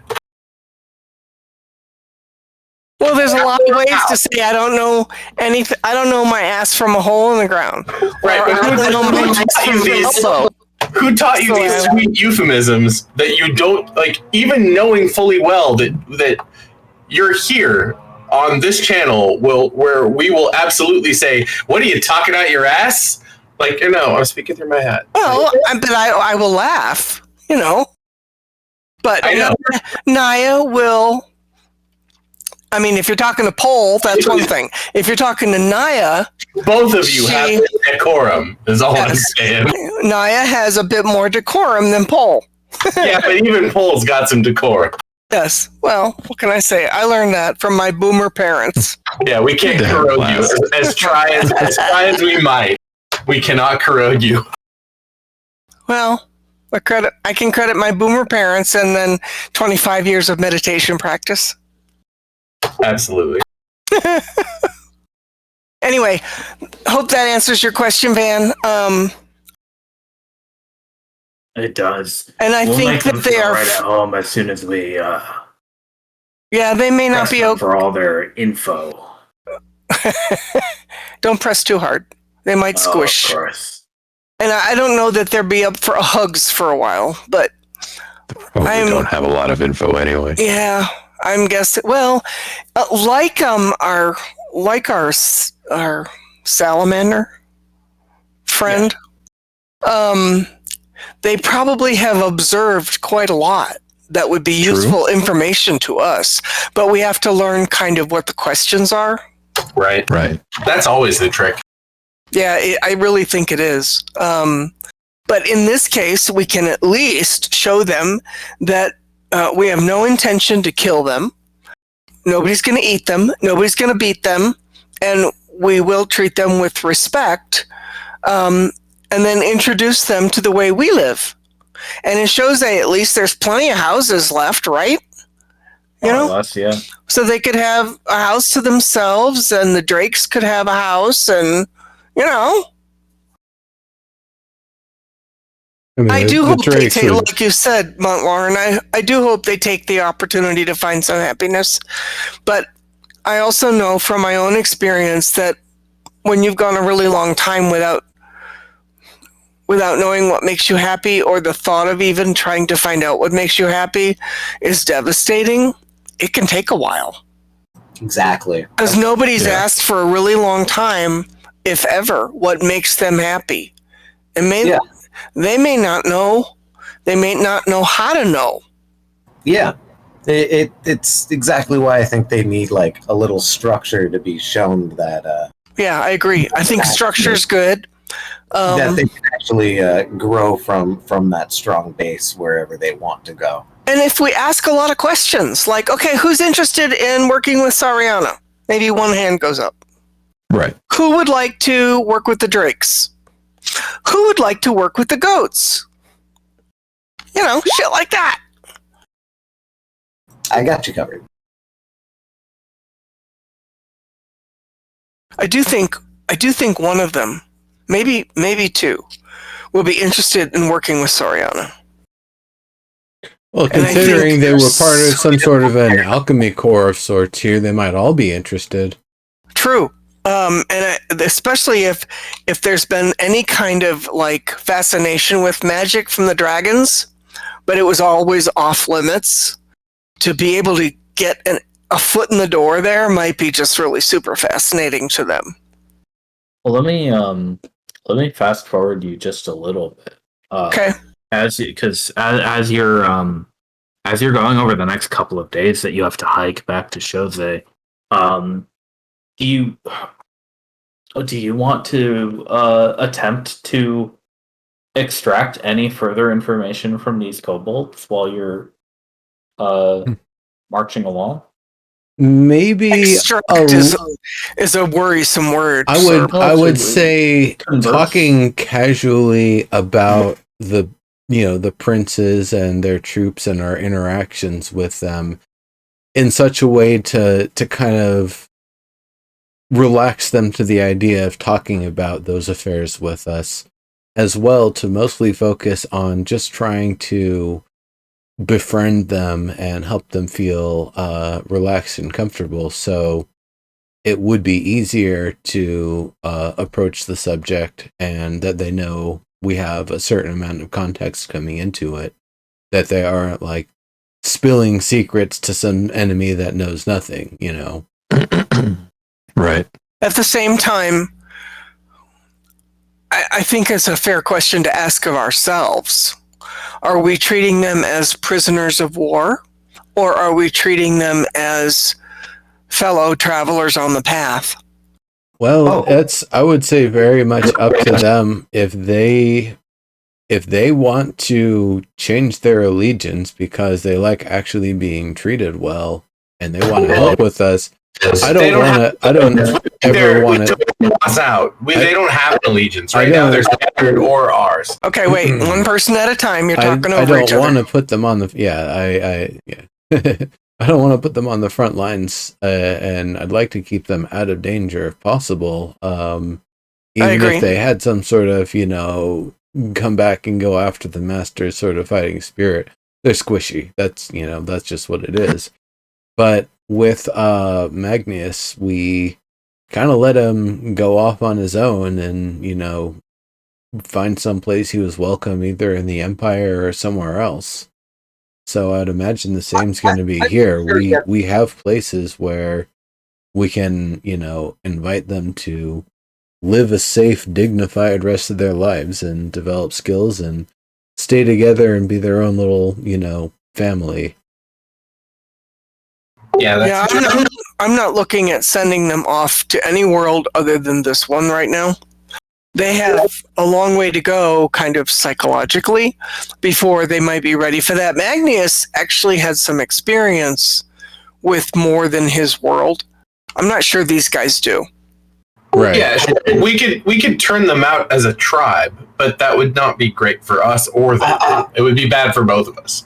It would be better, I think, if we capitalize on their moment of looking at us as though we were a little bit more advanced, as you guys said, and teach them those things so that we can take them in and make them, feel like we're benevolent. Otherwise, the thing is, all of you leave at once. You don't just exile one. You send the whole. Yeah. You send it all out. Well, once we get back to Jose and we have some idea when the Redshift first wave might happen, we can sit down with the kobolds and the drakes and say, okay, first wave of the Redshift has happened. If you want to stay here through the Redshift, you will be safe as long as you stay in this range. If you go outside this range, we can't protect you from the Redshift. After the Redshift is over, this next time, in a couple of weeks, if you guys decide you don't want to be here, that you want to go off and do something else, you're welcome to go. In the meantime, you will be safe and fed and housed with us if you want to be safe. If you don't want to be safe, we're not going to stop you. That's kind of the thinking that I have right now. I hope if I ever find myself lost in the wilderness that I get rescued by Polgara. Yeah. If I ever get lost in the wilderness, I hope I get rescued by you guys. I'm just saying, what you just said was pretty great, and even if I were like a rebel scum and you helped me along, I'm in. I was under the impression that Magnius was just as naive as these guys. Really? Were you? I thought he was a little bit more sophisticated, but that could be me being wrong. No, I feel like he was. He had the sense like he was the older brother. Okay. What? He answered questions a little bit less fearfully. Like he knew that he knew. He knew that he knew stuff. And so I felt like he was the older brother who'd been watching this and he was like, oh, I'm not going to fuck with this. I'm not going to fuck with this. All right, I am. I'm going to dip in. I'm going to tell you kids, come on, really? Is this how this fight's going to happen? Et cetera, et cetera. And then it went the way it went. Okay. I don't know. He was kind of like... Magnius is not one of the dragon's children, right? No, I did not. Yeah. Go ahead, fill us in. He was just a salamander we captured, that's all. Yeah. Yeah, He was the he one was that just surrendered. Oh, right. Okay, yeah. That was the dude for... Oh, never mind. Yeah, that was... He was just a salamander that we found, and he was willing to give us information, and he didn't have to do that. Oh, no, we didn't find him. We He certainly surrendered. Sure, appreciated it. I'm not sure he had much of an option. No, his information, though, yes, he was a bigger creature. He was not as meek as the kobolds are, but I didn't sense or see any lack of what's the word, indoctrination. Even to the point of I bet if we were to try to play games with Magnus that he would try to lose, or he would also guffaw. Yeah, that's probably true, actually. I believe He seemed to be aware, though, like he had in his slavery. Let's just kind of call it how it seemed. Yeah. In his slavery, though, he seemed to be aware of stuff. Like there's a difference when you're a slave and you have some rebellion going on internally. You don't ever let it show, but you're thinking it. And that difference can cause you to be a lot more coherent and accultured to your situation. And at some point, a lot better able to break free. We're getting back to meekness again, which is why I mentioned that. I do not doubt that of these kobolds. especially because they have an internal sense of culture among themselves. Like the biggest one stepped forth in order to play. Isn't that pretty common though? That the tallest in stature is perceived to be the most powerful, or something. Yeah, exactly. This is what I'm getting at, though. Right? Is that right there plays into the meekness of his character, and he stepped forth to defend his brothers in the way that he would want to. Right? That was really lovely, actually. Yeah. That is a sense of rebellion, though, is what I'm getting at. But that's also a real sense of leadership and captaincy and sacrifice. For being slaves, these guys have an internal structure of understanding what it means to sacrifice the rest of them. Yeah, nope, you're absolutely right. Thank you for making my point. They are absolutely as sentient and aware as Magnus was. Yeah, I was going to say. I agree. Thank you for arguing for me. Right. Yeah, you raised point for him. I don't think that's in question, honestly. I think it's more along the lines of how, like I said in chat, how independent they are in comparison. Right. Well, if we're gonna malign from the philosophical discussion, they're kobolds. Culturally, like Soriana's sort of a standout. She's a loner, right? Correct me if I'm wrong. You're saying they're packed, but kobolds are a cultured society. They can be, yeah. Most every kobold on Desperabus is the descendant of slaves of dragons. Wait, what? The thing is, they are. I didn't know that. Yeah, kobolds are. Kobolds are a subjugated race. Dragon thralls, yeah. Wait, why? Why is that? Because that's how they were made. If you want the history, it's because the reason kobolds are on this continent is because a trio of dragons brought them with them as slaves when they came to try to conquer it. And then when those dragons were fended off, the kobolds stayed. And some today remain underfoot of dragons, and some are living on their own, doing their own thing, and some have integrated into civilized societies here and there. But for a long time, they were people, but for most of their early history, they were subjugated by the dragons. And generally considered pests, much like goblins often have been. Gnomes. Okay, well, Naya... I thought of them as dog people for a long time. Okay, so Naya is now upset, kind of, and having to digest this new information. Remember, she is only 26 years old. This is new.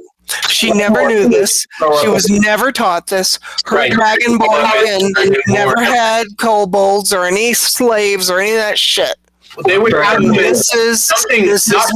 Human. It would be to a dragonkin, and correct me, Serbu, if I'm wrong, but to a dragonkin, a kobold house servant would be somewhere not quite a gnomish or like a Dobby sort of house servant, but more like a dog that understood human, speech.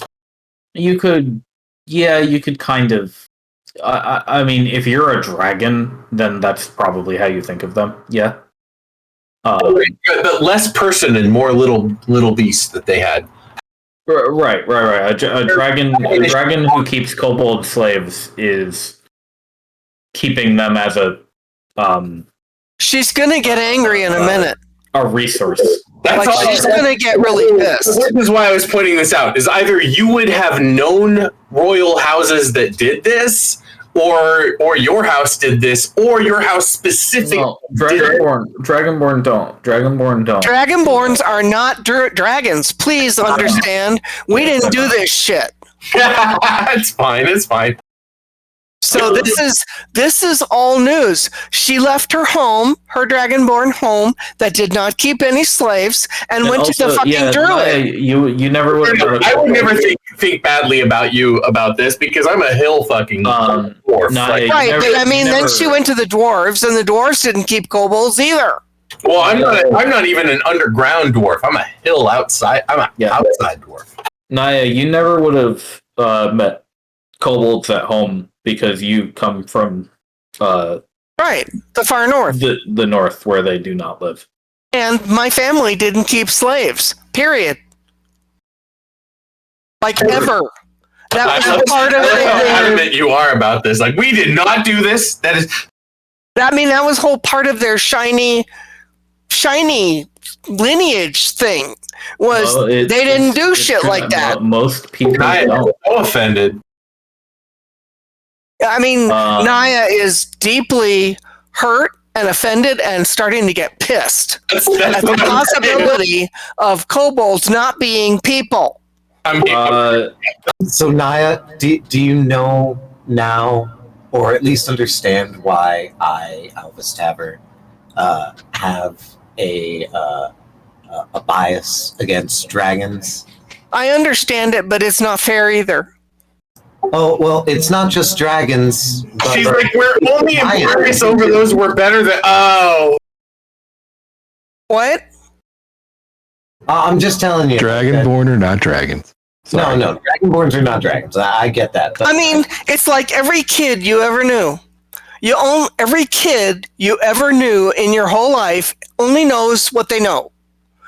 They don't really extrapolate very much until they meet somebody who suggests something that kind of points out the possibility of plan B, plan C. I mean, like, you don't know that until you know that you don't know that. And then you can explore what the hell you don't know. And for Naya, she did not know that kobolds were like almost fucking bred to be slaves, that they were enslaved by dragons, and that they're not somehow people. Right, she's losing her religion. She is pissed. It's I mean, the more she thinks about it, the more pissed she is. I was going to say, certainly losing your religion. It's pretty common for evil dragons to keep slaves, and she's aware of slaves. Dwarves did things with goblins. Dwarves kept goblins. Not my dwarves. No, but the underground dwarves where she was sent for 5 years, some of them had goblins. They don't keep slaves over there. They call them indentured servants. Okay, thank you. Yeah, then I mean, like, Naya has really never known the slave thing, and that these beings that are sitting around or laying or sleeping, whatever, around our campfire were slaves is really, really offensive to Naya. I feel like Naya's too nice to know what went on under those mountains while she was living there for a few years. That's probably fair. And for all of her, whole 26 years or whatever, she's still pretty fucking naive. Well, and I feel like they wouldn't tell, like, aren't you somewhat I'm a druid, and I was sent there to help them heal. Yeah, I feel like, I don't know why, but I feel like they would have kept you aloof from the more base shit that they were doing. Yeah, probably. Yeah, if you were working with druids, you would have mainly been doing outreach to villages and help cure sicknesses and famines and stuff like that. Right, and I was sent to this group of dwarves in the mountains and underground to help them heal because they didn't have any healers. I mean, though, you grew up in the deep dark north, right? Till I was almost 15, and then I left. Yeah, didn't you grow up with stories of giants who used to kidnap children and, thrall them? No. The strongest thing in my neck of the woods, way north, okay, was us. Oh. Yeah. Well, that makes sense. I mean, we're fucking shiny, and there was a reason we were fucking shiny. We had a whole clan of shiny Dragonborn warriors, clerics, paladins. This is what we did for thousands of years was yeah, Dragonborn tiny droid. are nothing to be fucked with. Like, they're nothing to be fucked with. Right, but in the meantime, though, suddenly this whole lineage of warriors of various stripes births a druid. And there's no room for a druid in their warriors, clerics, paladins. And so I left. Okay, that makes sense to me. I mean, I didn't know what else to do because it's coming up on my name day. At 15, you have a name day and you're made officially part of the lineage, and I have to choose a role. And the roles available are warrior, cleric, druid. I mean, warrior, cleric, paladin. You're a druid from up in the snows. Like, what do you carry with you from the snows? Like, Nothing. I took food. in there. That's it. As It might be sleeping. There's something from where you were raised that's in you that's gonna come out at some point. I had an experience. This is not Amber Green speaking. No. But when I was a kid, should be on my backstory sheet.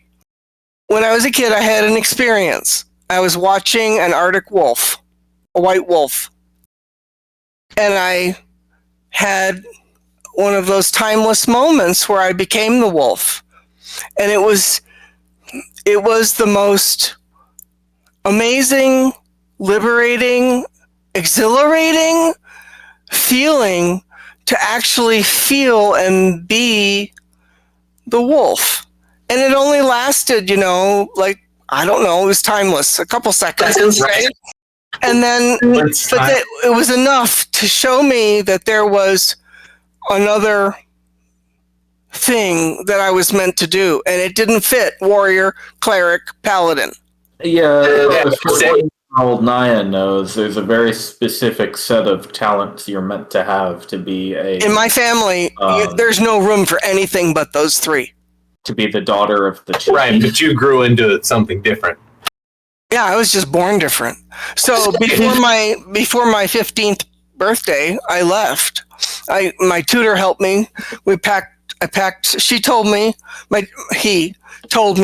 that there were others that were more like me that could help me if I went south. And so I packed some food, and really that's it. And I just started walking. I assume you've told the story at other firesides or something, so we're not like this is. Well, over the years, yeah, this wouldn't be news. This is also in my conversation in the moment. I believe this was in my backstory somewhere. Yeah. So this shouldn't be news, but I mean, literally, Naya was a teenager, age 15, when she left home, and her family did not keep slaves. Correct. Her family was the most badass thing that had been up there for 1,000 years. Right. So this is blowing your mind that people. It is blowing my mind, and it's pissing her off. Well, because they're almost dragon people, aren't They're they? almost family. Right. She's also, as a druid, everything is family. Sure, but all of life. To someone like me, those are probably related to people like you, aren't they? There's kind of the way a human would look at a halfling or something like that, right?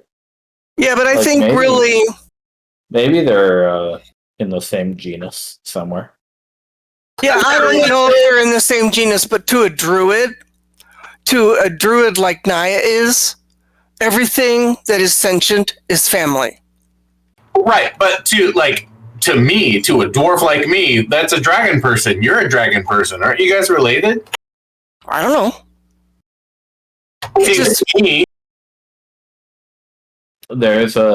There's lizard business somewhere in there some point. Naya. What? I was sorry. You were born in a what? I was born in a mine. Yes, I remember you've told me that. Well, I'm a little amused. It's just, where was the outpouring of emotion when I was figuring out that I might, be indoctrinated myself. I didn't understand that you were a slave to anything. I thought you were taught and trained. You weren't a slave, though, were you? Were you a slave? An indentured servant, perhaps. Interesting. Right? Yeah, You were a contract servant. Well, in Naya's He was a mind, slave. and granted, she's naive, there is a difference between being a slave and being a contracted or indentured servant.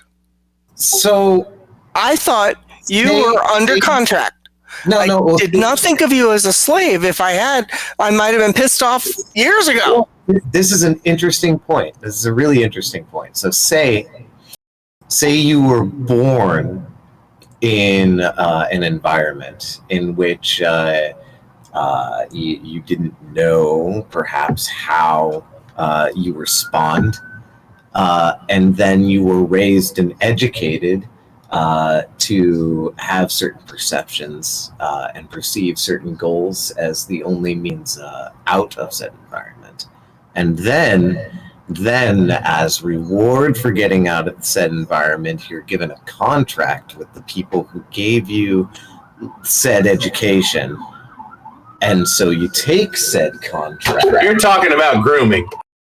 Ah, yes. Well said, Bard. This is what we do. This is what we do with sheep that are, rams. It's always rams. The ewes are pretty nice, but it's always the rams. Okay, so are you saying that in hindsight, you've realized that you were actually raised a slave?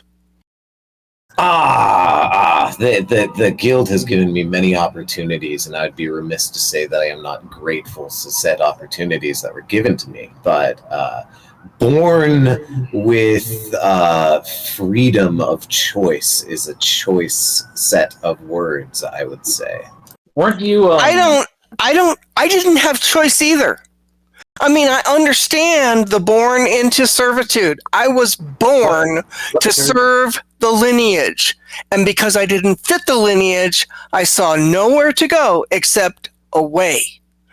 What, sir? Alex, weren't you kidnapped off the street when you were a lad? I guess. Yes, sure. I seem to remember that detail. The streets of a mine. Oh, really? Yeah. Halls is really the word you're looking for. I thought I think the streets to a kid who doesn't know what the sun is. Okay, yeah, that makes sense. I was just I misunderstood. So very well. That's. I've been rereading some of my things and trying to go over it again. That's misleading. No, he was spawned in the mine. That makes sense. Honestly, like character or not out of character. Sorry, without like Alvis Taver's knowledge, given what I know about how gnomes are made in your world, I'm wondering if that maybe Alvis Taver was payment for a debt.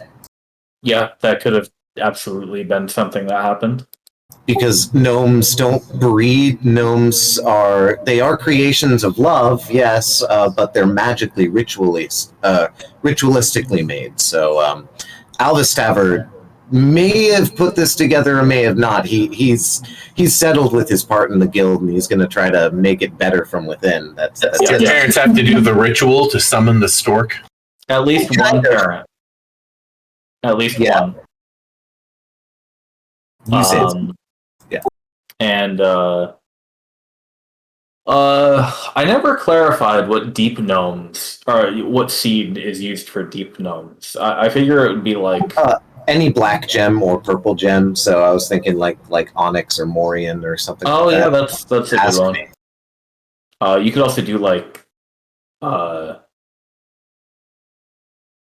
deep mushrooms, right? Ooh, I like that. Yeah. But Albus is definitely more on the rocky side, I'd say. Most definitely. Probably depends on what your token is, but yeah, out of character. Alvis Taver, the boy, was spawned into a mine and pickpocketed the deaditors that lived in the mine in order to survive, until he pickpocketed the overseer of a group of people or something in the mine, just a higher up. And thinking that I was full of piss and vinegar, he raised me Napoleon the pig dog style, Animal Farm style. I was gonna say, whoa, was that an Animal Farm reference? Napoleon the pig? Yeah. That exactly. Yeah. And then he gave me the choice after I escaped to sign the contract or not. Indeed.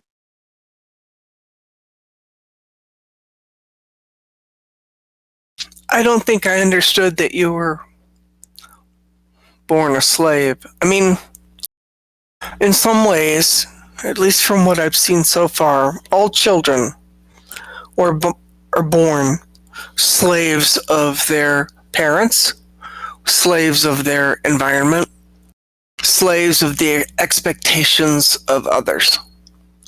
Well, I'm just And saying then as they grow, they're hopefully learn to make choices that they can, make choices.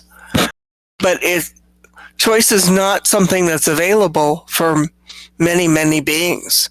And so for these drakes and for these kobolds, I don't think they had choice. I had a limited choice. It sounds like you had an opportunity and a choice.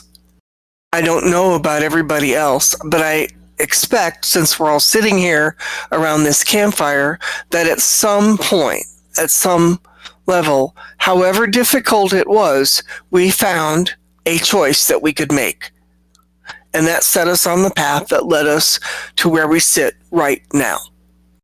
If I had just stayed home, I do not know what I would be, but I would not be the Naya Quillix that sits with you today. I hear that. That's true. I wouldn't have half of the songs that I've written.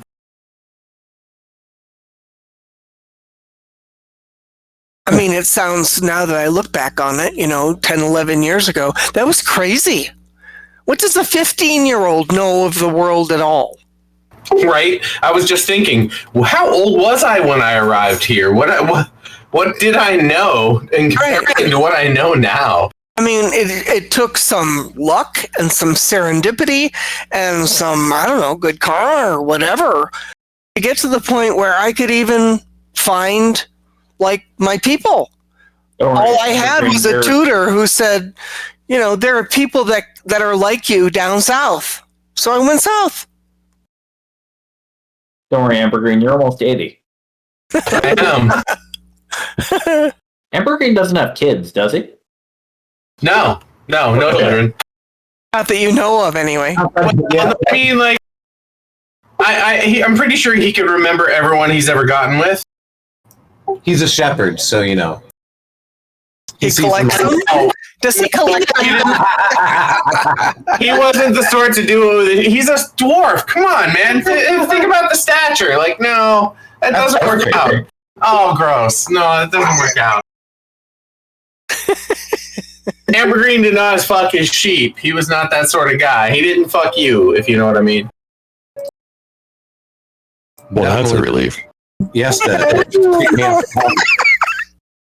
He wasn't into rams either.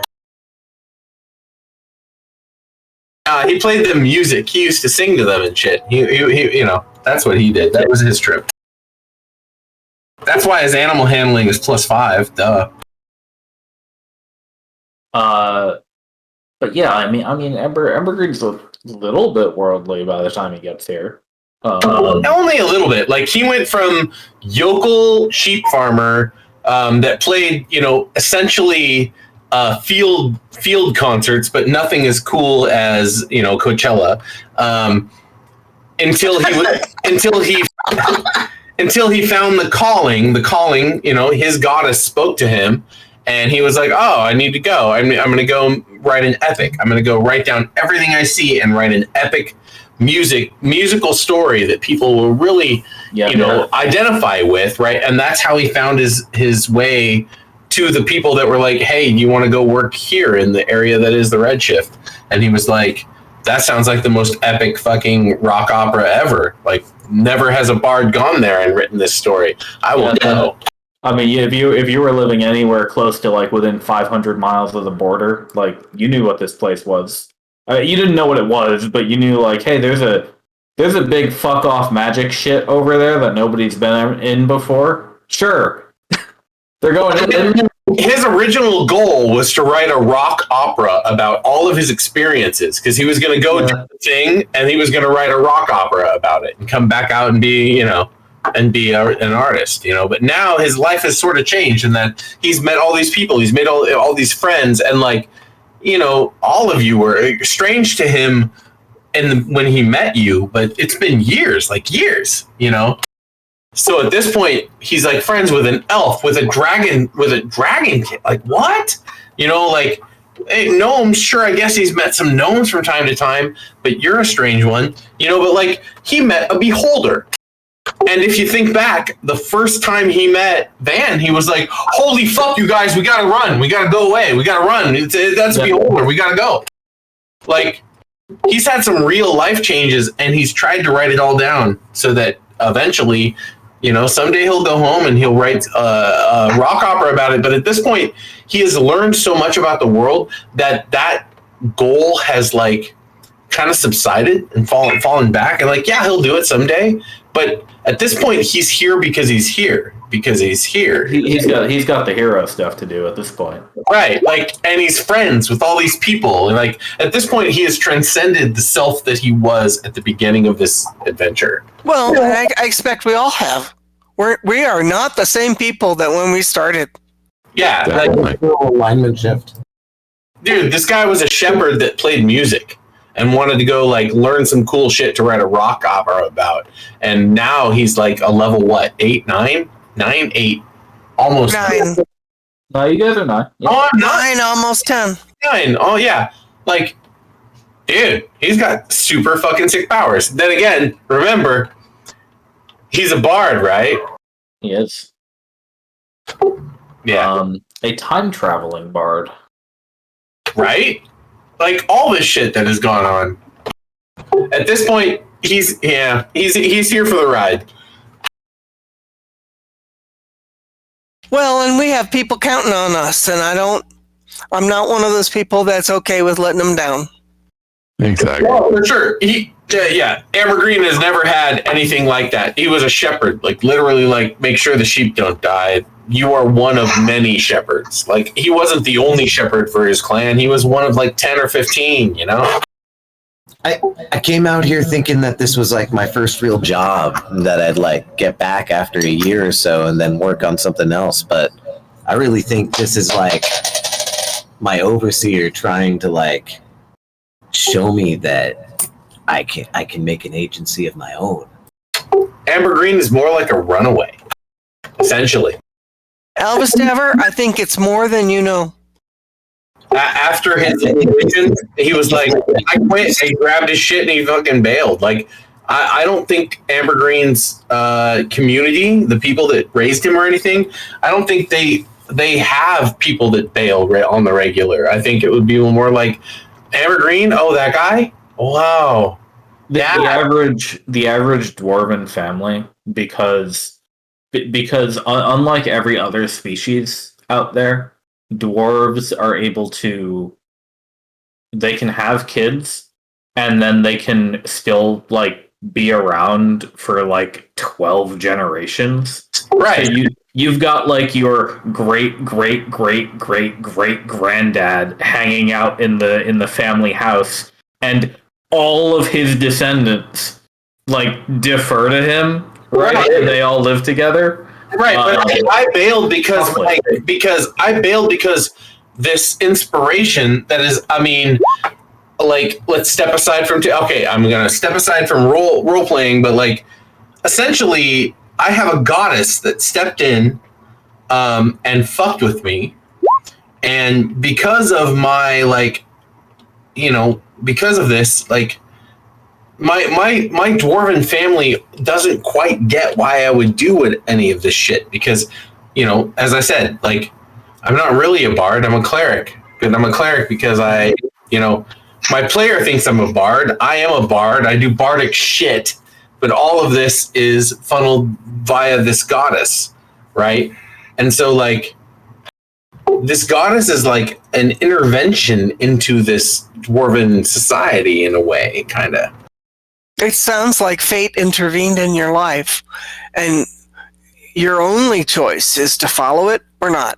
Well, and I'm following her, absolutely. It's what got me here. It's what took me. But Serb and I have like gone back and forth and described, you know, what this character is. Like, fuck, at this point, how long has this game been playing? It's like 8 years, right? Like, oh my god. Right. A little while. A long ass while. But yeah, so like yeah, I'm just saying that like the vector, you know, is this sort of like weird. I mean, he was his family kind of thought he was a bum to begin with, right? Right. And all I did was watch the sheep. Go out and watch the sheep. And I would play my flute, at which point I personally assume I had like attracted the attention of the goddess. That wasn't it that you were wandering in the woods and found like a idol one time? Yeah. This was you and I talking, yeah. But I think I was looking for a lost lamb or something, and I came across the idol, right? But it's all really the same to me. Is that I was, you know, I'm a shepherd and I like music and I can play cool songs and I play these songs and then things got weird. All of a sudden, I could protect my flock really, really well. And then later, my flock went one way, and I followed them, and I went into this place, and here I am. And like, yeah, the whole point is I'm not a hero by hero's sake. I am basically a shepherd that plays music and was inspired into doing something important. Yeah, but are any of us heroes for hero's sake, except maybe Montlarin? Montlarin is definitely a hero for hero's sake. And but he came here to find his brother. Who was a hero for hero's sake? His brother was a hero for hero's sake. Montlarin was here to find his brother. That's fair. That is fair. And actually, that's he has become a hero. I was gonna say that's an awesome like novel style. Like that is a wonderful fucking twist in the lore. I think that's I can tell. I want to live true to Bet Laren's actual wishes. Is yes, he was heroing, but and I look over to Mon. He was doing it. Mon's done more heroing for real. He was doing it in order to try to prove something to his family. Yeah. I think that's possible. Yeah, that's true. He was also looking for roots back home, I believe. Yeah, well, as if I remember correctly, he showed up because he was basically being a paladin. He was a paladin of light. He was here to go up to push. He was a ranger. Oh. Yeah, but his dad was a monster hunter, and his dad sent him here to be safe while monsters attacked his world. Yeah. That was a really bad choice, because that was a bad idea. Oh, his dad didn't know there was a cosmic hell zone, I guess. I was just going to say, there's plenty of monsters up in here. Like, as far as I knew, it was safe. Yeah. But he, if I remember correctly, he came here specifically because he was like, oh, cosmic, strange thing. Maybe portals home might happen. Also, exactly. Knowledgeable wizard at this location. Maybe he can help. I know exactly. Dex was. I know there were conversations about Dex like figuring out your home world and being able to send you there at some point. Yeah, it was more rolling on a bunch of charts and being like, I guess this is the best place for these agencies, I suppose.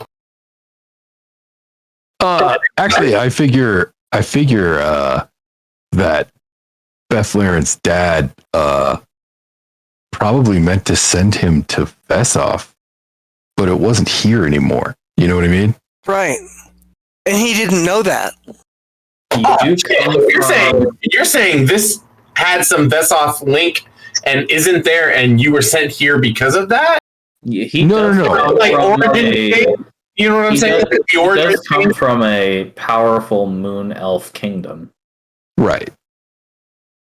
Yeah, there may have been some extraplanar connection or something between the two kingdoms at one time, you know? Huh. Fuck, That's really interesting, actually. Yeah, that's a whole other angle. Yeah.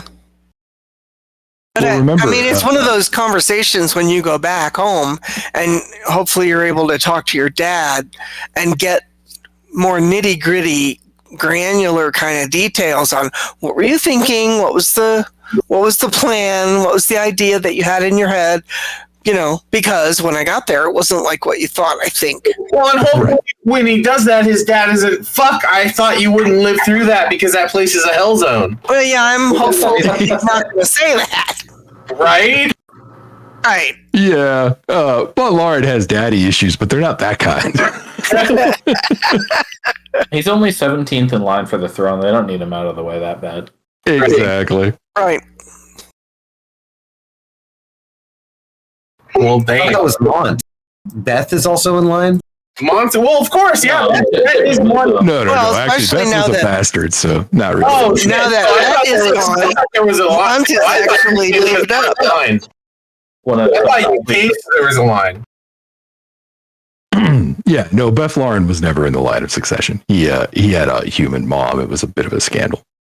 I see. All right, then. We should. All right, then. Yeah. What do we do now? Shall we drag you on back home? Yeah. It's been nice to revisit all of this around the campfire, but it's probably time to sleep, and whoever's going to take the next watch. Yep. Head back. Hopefully, it's a quiet night. We can all get some rest. It was kind of a big day. Yeah. You spot no dragons. Van again. Van keeps watch through the night automatically, as he is able to do. He sleeps 9 of his eyes at a time.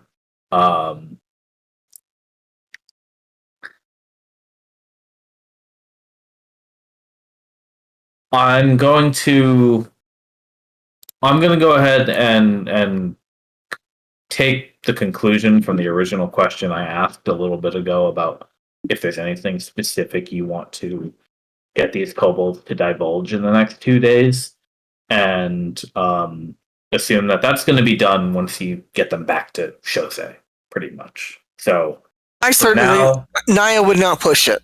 Okay, so for now, you're just going to be all on the road. We're sharing food. We're staying together and staying, warm by the fire, eating together, living together for a couple of days. Yeah, Pleasant and fun. Abject fear by the time you get near Shosei again has clearly dulled. That's good. The trepidation and hesitation and are these people playing a prank on us has not really gone away by the time you get to Shosei. I'm going to give you a life and a job, and you're going to have to feel responsible for yourself and the responsibilities that you have cropped up. Oh, don't scare the shit out of them, please. You'll be able to have all the freedoms you want, but only if you follow this job. No, don't do that. Such a brat. So let me get you back to Shosei.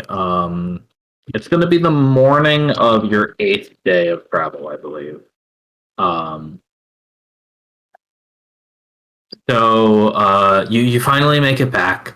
You got enough supplies and everything, with Evergreen's help mainly, to return, and you haul everything through the ruined city.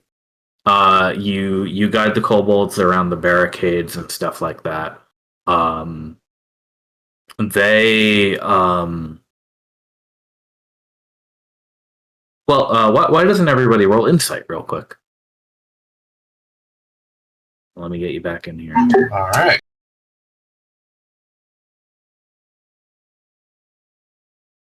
Shit, hold on a sec.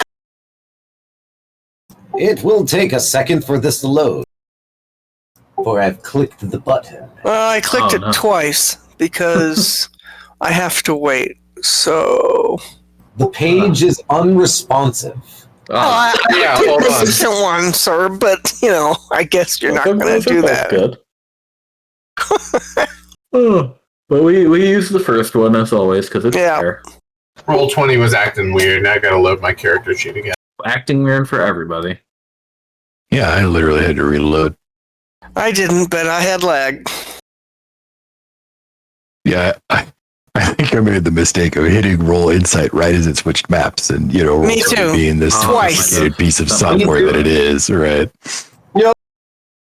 That's exactly what happened. I needed to reload the page, and now my character, and then I'm going to press the button. You guys want to take a 2.5-minute break while you roll insight? Because apparently that's something it takes. All right, I'll be right back. That's bad. Insight. I just gotta figure out what to roll. Everyone cross your fingers. Love you, mean it. Fuck, wow, okay. I mean, Holy that was shit! Nice roll, Nice roll, Elvis. 11. I rolled an 11. That's not even nice. It's the middle of the road. I was Yeah, holy but look at shitting Elvis it. Taver's 29. God damn. How do you do that with a negative charisma? Hacks. No, insight is wisdom. Yeah. Insight is wisdom. Yeah. You see, a true recruiter and a hiring manager doesn't actually need to have a high charisma. They just need to have the type of wisdom in order to create an environment for the person to want. Right. You're talking about masking, and all of us fucking not very neuro, what's the word? Neuroregular? I don't know. Neurotypical. Typical. That's the word. Neurotypical. Masking. Anyway, masking. Calling me neurotypical. Or at least insinuating it. Neurotoxical. I'm I'm back. Is everybody back? Yeah. Yeah. Nice. Well, I don't know. I actually haven't heard from Neuro, but I assume we're all back. Legendary neurotoxical. He rolled a 22.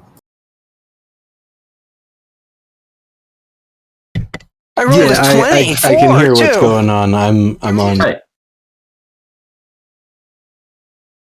You're on. What are you on? LSD, stimulants, weed, food. Yeah. I'm on my phone while I'm AFK for a sec listening. Okay. Yeah. That's not as cool. No. So,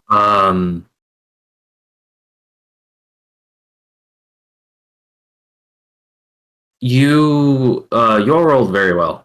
You get the as the kobolds are being led through the outer ring of the city, before you get into the area where the obelisk protects and is fully fortified and rebuilt.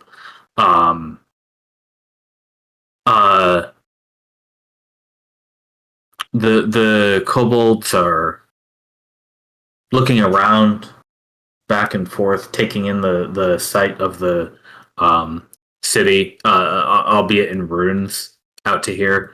Elvis,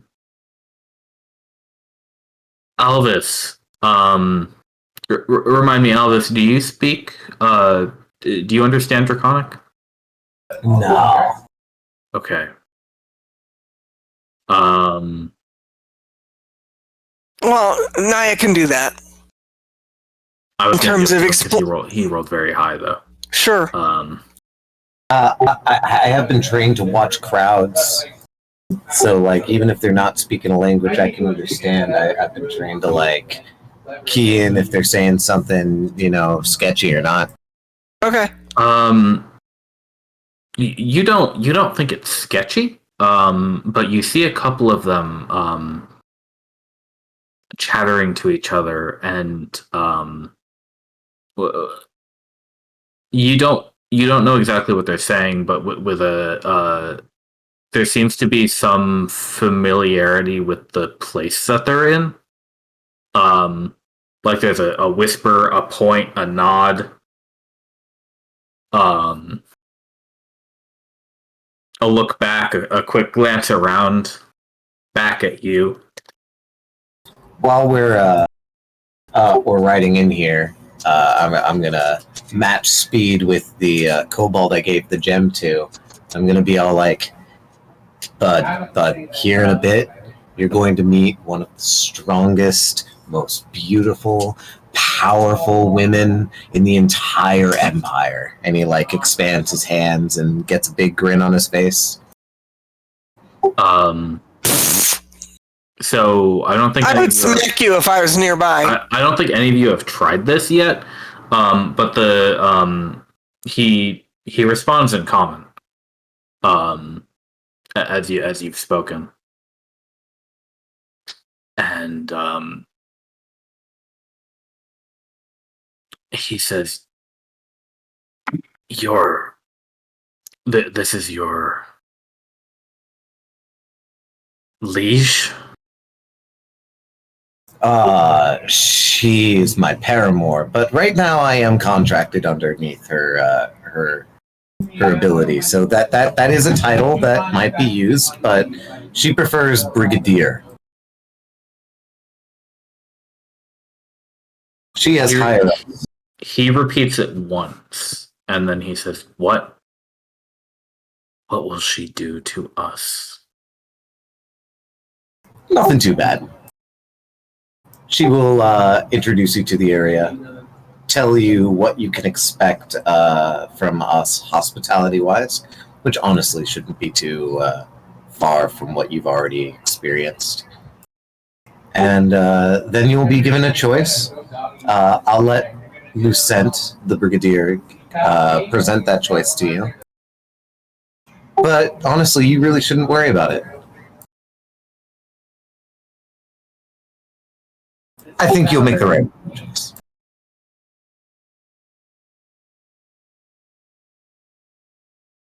All right. As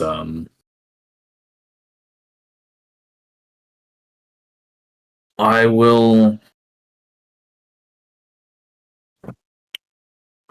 take first whatever punishment is meant to be dealt for attacking you, and then the others can we'll do as you command. No. I'm sorry. You might misunderstand. We don't intend to punish you for fighting us. In fact, I wish I had been able to save more of you and just defeat your captain, but we'll have to plan for that next time. We don't. There's no need for you to suffer any further. You've suffered seeing and witnessing that battle, and from the sound of it, the entire rest of your lives up to this point. Lord Arturus is formidable. The only one who could defeat him is my liege, his father. He retreated. He left. I was yelling for him to return and fight me. He ran away. He's a coward. Pretend to understand my lord's my lord's plans. That is not my role. You are now POWs of the Empire, which means No. No. I don't want them to be prisoners of war. Give it a second. That gives him inalienable rights. He doesn't know that. He doesn't understand that. That's what I'm telling him right now. He's no longer beholden to the Lord who abandoned him, which is what I'm trying to say. Okay.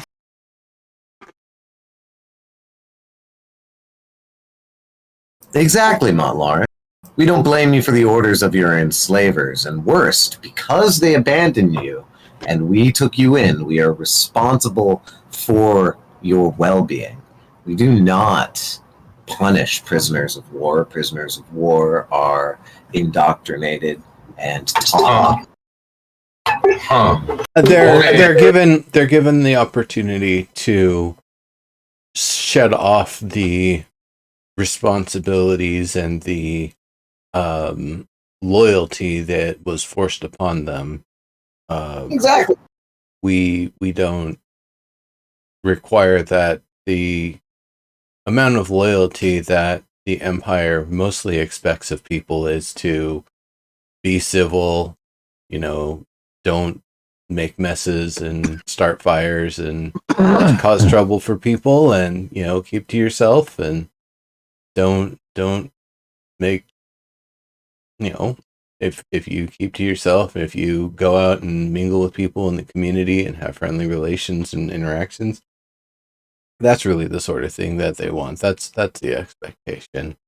Is there anyone here that's like paying attention to, for example, what names are like doing the sorts of things that you just suggested and issuing any sort of like, responsibilities to the previous world that they came from or anything like that? I'm not sure I understand what you mean. I mean, you were just saying. Are there managers in the commission? Because the answer is yes. Right. That's kind of what I was saying. Yeah. I mean, I've kind of been trained as a manager, like professionally, but that aside. Anyway, the kobold says,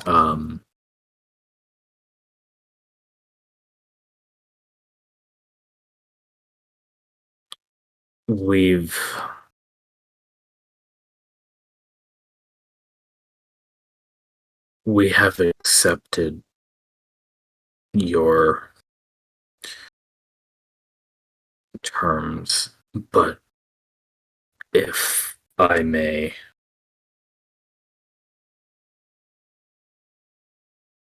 share a warning, I think you will find that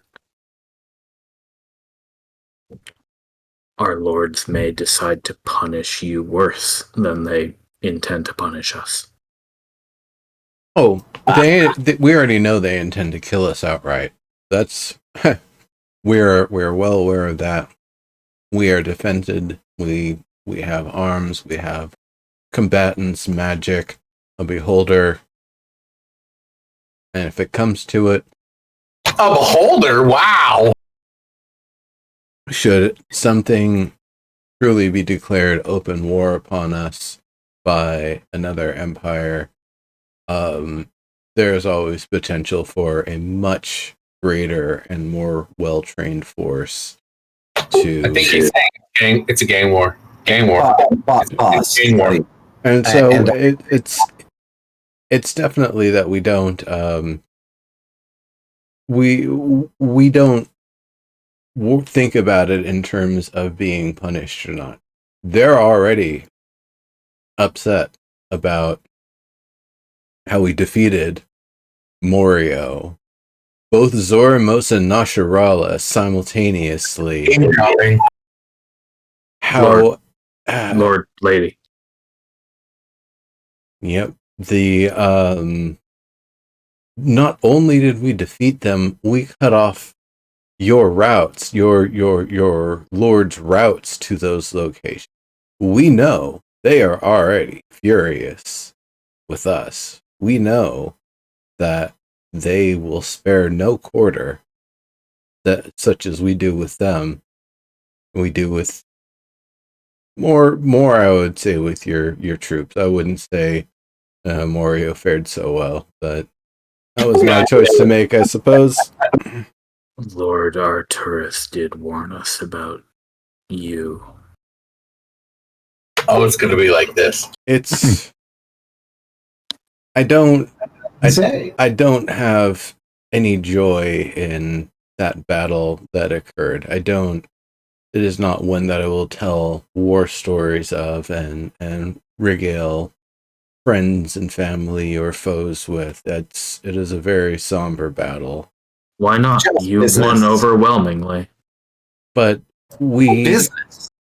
to me, a more overwhelming battle would have been if we simply took out Arturus himself. If I don't laugh, I will have to do something. So I'm not going to We do anything. lost. I'm gonna laugh. We lost. So think about it as this, right. I am contracted to a group of people who like to disseminate everything into value, into things like your gem, right?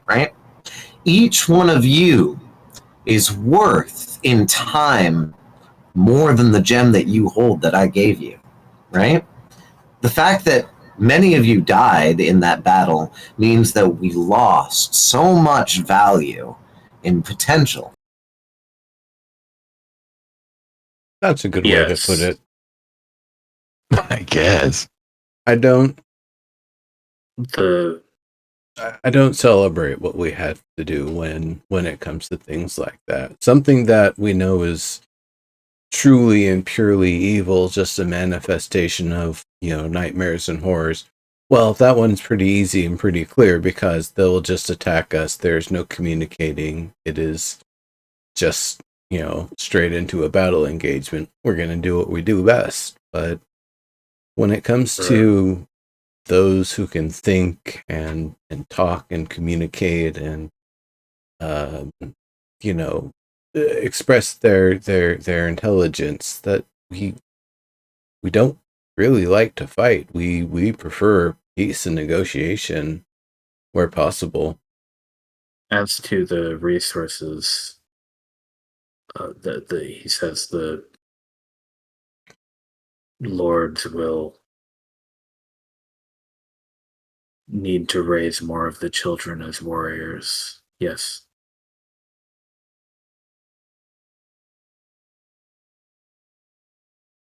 That makes me sad. And we don't want to fight them either.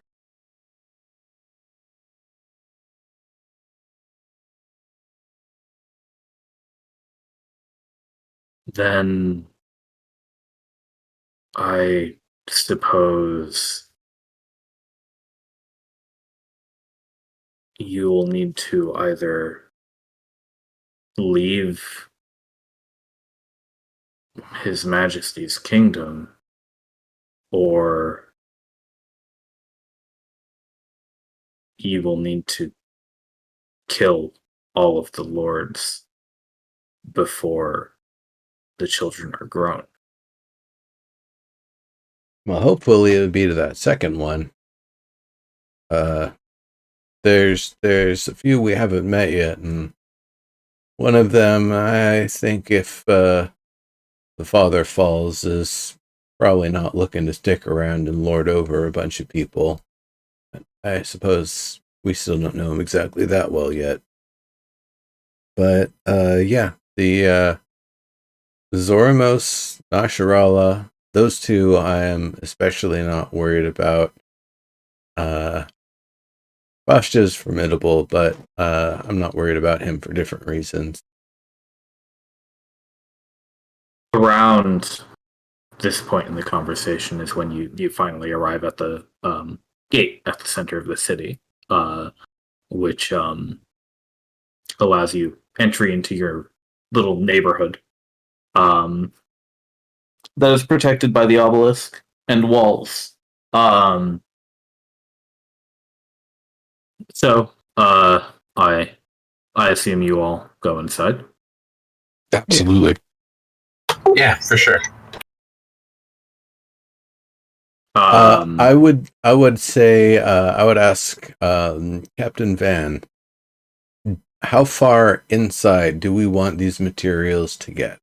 I don't think they're actually able to become a problem unless they're mixed and activated, and I don't think our friends here are going to attempt to do that. That's a But good idea. I'd say separate them out. If you can, take the little jars. We need Soriana here yeah, ASAP. I think that's a good idea. I can. Well, I'll you go know, fetch her. You find Lucent. yeah, sounds good. We'll have the guards here kind of keep watch on the carts here. By the way, Amber Green, did you want a short rest? We did it earlier, but I don't know if you rolled hit dice. I didn't know it. I would like to. Feel free whenever you want.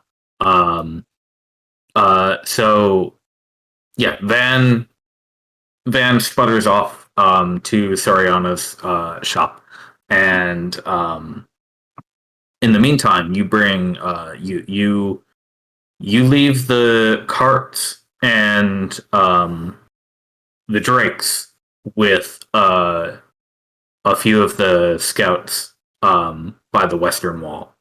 They'll watch it until Soriana gets there. I would while You want the that's drinks? going on, Yeah. I think I would tell Badath to go get Maisie's attention and bring her over to the Drakes. Okay. Yeah. Good call. So those two girls will be going over to handle all that stuff that you just pulled in. And in the meantime, you'll bring the kobolds to the central square where you can find the brigadier waiting up for you. I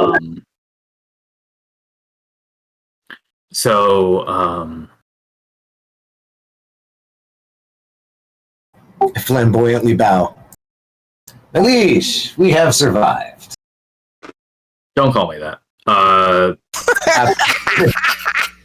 That's funny. But good. Good. Welcome back. She looks at the 7 kobolds, and they recoil a bit at her, so she puts her right hand behind her back. Not that helps much, but she's trying. And she says in very eloquent draconic speech, welcome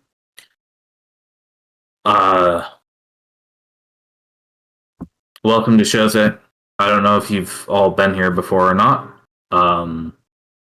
but for now,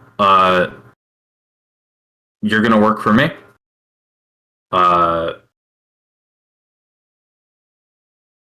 hope you find that palatable. I'm sure my friends have treated you well on the way here.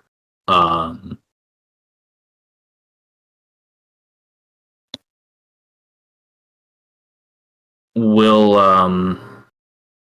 for now, the Redshift should be starting any day now. I'm sure you're aware of the effects that has on people. This obelisk will keep you safe. I'm sure you have something similar in your lair, I assume. Right? Oh. But in any case, you can trust this thing with your lives if you don't trust me. And in the meantime, we'll get you some beds and clothes and things while we get you all sorted here. I don't necessarily expect you to like me or anybody else here, but we're not going to bring any harm to you, and you can stay here as long as you like. So,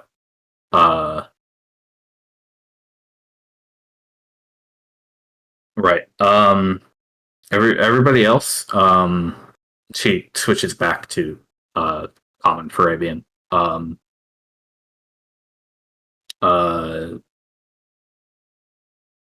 did things go well with them on the way here? I mean, they seem fine. It did go well. It went a little bit better than expected in some ways. We just tried to make sure that we treated them well, fed them well, said please and thank you. I don't think that they have ever known anything but beatings and slavery. So it may take a bit for them to get used to the idea of having some freedom and some choice. So I'm glad that you set the parameter that for now they work for you. As we all do. But again, I think having some choice and some independent thought about things that they're individually interested in. I do think that there may be one or two that are interested in what Soriana might bring.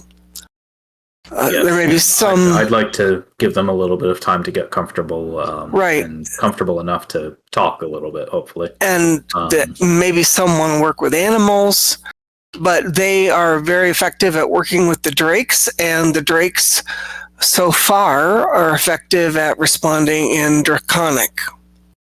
Good. Okay. And yes, So- I see you've been able to handle them. So if they're well trained already, I mean, if they listen to the kobold, well, Well, I think they're used to being slaves, so they just do as they're told, which is very sad to me. all right. Well, let's take care of them for now. I'll go talk to I'm already talking to Mercutio. Talking. I'm already talking. I'm already talking to. Have you been using your arm a little too much? Are you a little exhausted here, my friend? I suppose so. I try to keep up with the push-ups, but I'm already talking to walking. I understand. Anyway, he's going to get the supplies they need set up for them. Fortunately, kobolds don't eat all that much, so they won't be a drain on our supply lines too bad. Have we got an empty house for the kobolds and another one for the drakes? I figured we did. There's plenty of houses here. Yeah, we should have a few. They might end up under one of the overgrown ones, but I suppose that would keep them out of the sun, which is a good thing. Okay. So while you're having this conversation, the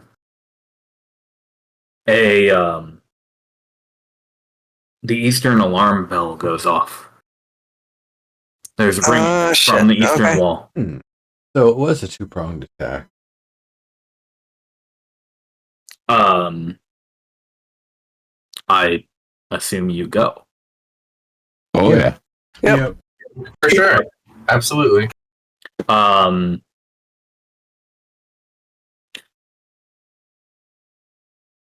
The brigadier will tell you to go see what that is, and she will wrangle the kobolds. She'll catch up. When you get to the eastern wall, now I'll remind you that the neighborhood that you're in is at the center of Shosei. Shosei itself is about a mile wide. So there's a lot of ruinous space beyond your wall, beyond your neighborhood, out to the eastern and western walls, and north and south.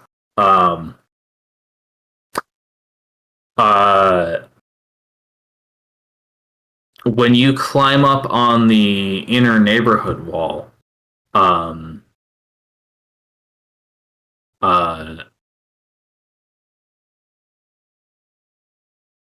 one of the scouts, one of the guards, turns to you or shouts down to you who are still on the road. Something just showed up over that hill. There's a huge cloud of dust, and I can't see what they're doing.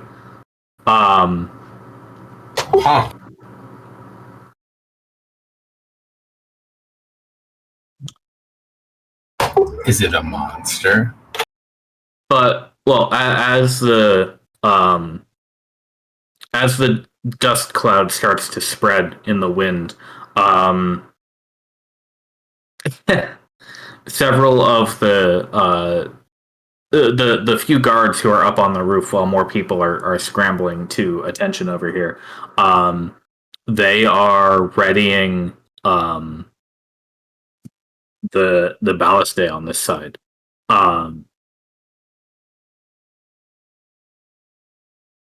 And Van putters over and he says,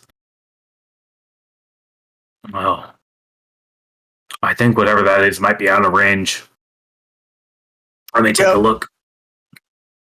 So out in the desert, about 500 feet from the outer wall of Chose. So you'd say nearly 1,000 feet from the obelisk itself, basically. What side of town, sir? East side, East. desert side. Okay.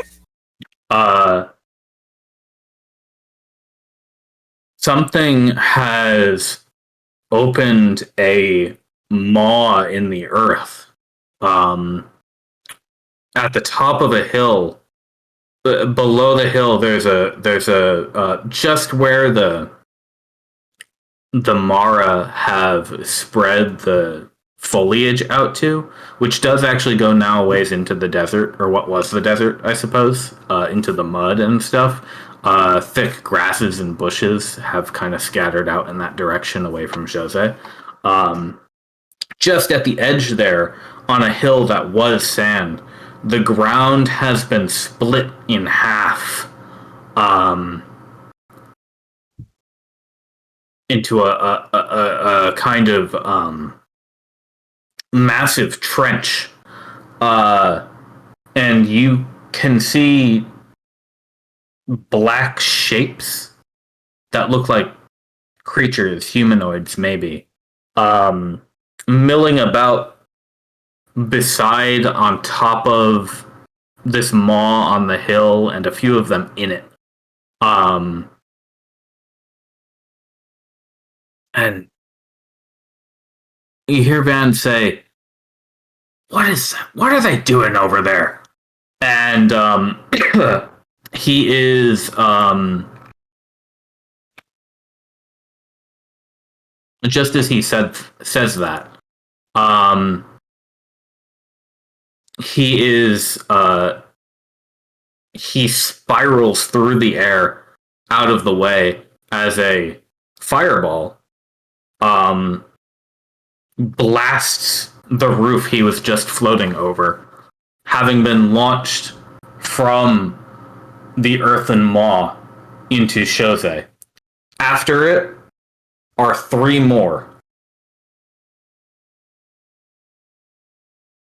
None of those strike you directly yet, but they do force your guard line to start to scatter and take cover.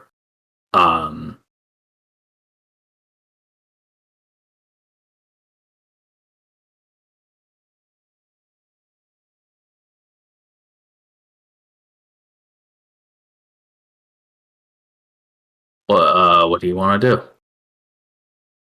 Well, hopefully we have somebody on the field giving orders to the troops, but somebody needs to be over there, and I can start if nobody else is, but going over there stealthily and seeing exactly what kind of fortifications they have and how to undermine them. You said 500 or over 500 feet? Yeah, it's about 1,000 feet from you right now. Mm. It'll take you a couple minutes to march all the way over there, but and it is kind of open desert. But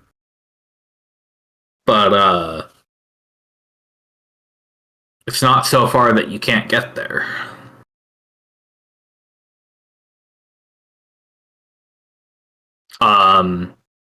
Yeah, All yeah. right. As soon as Van has recovered, he's helping people get to cover right now while you five figure out what you're doing. Well, Okay. at the very least, I'm going to use one of my mage armor scrolls.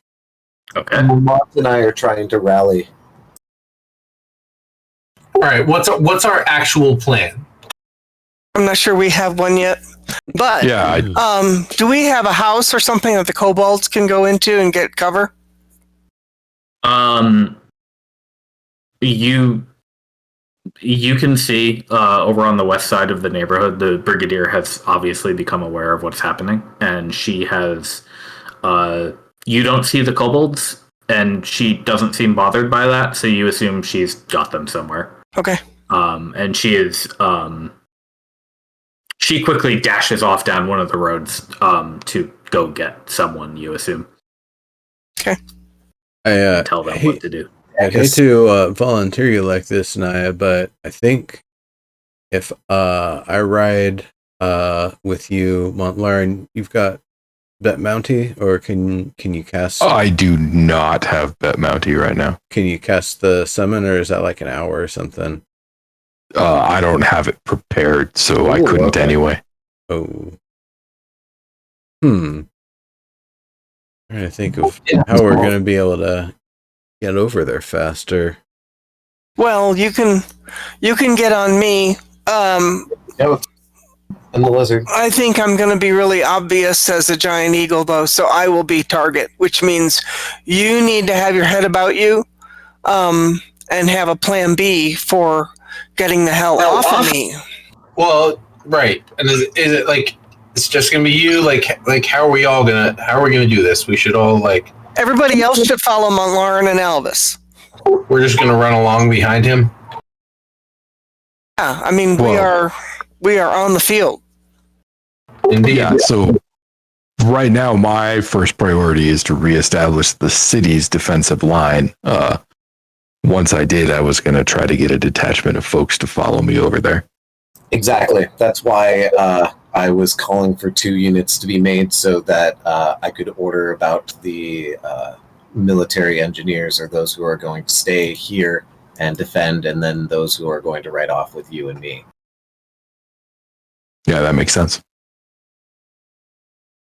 No, we're on the same page. That's Okay. exactly what I was doing. Well, at that point is then when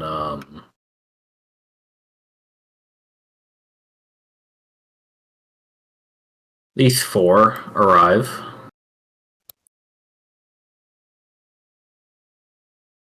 Yay. More help is good.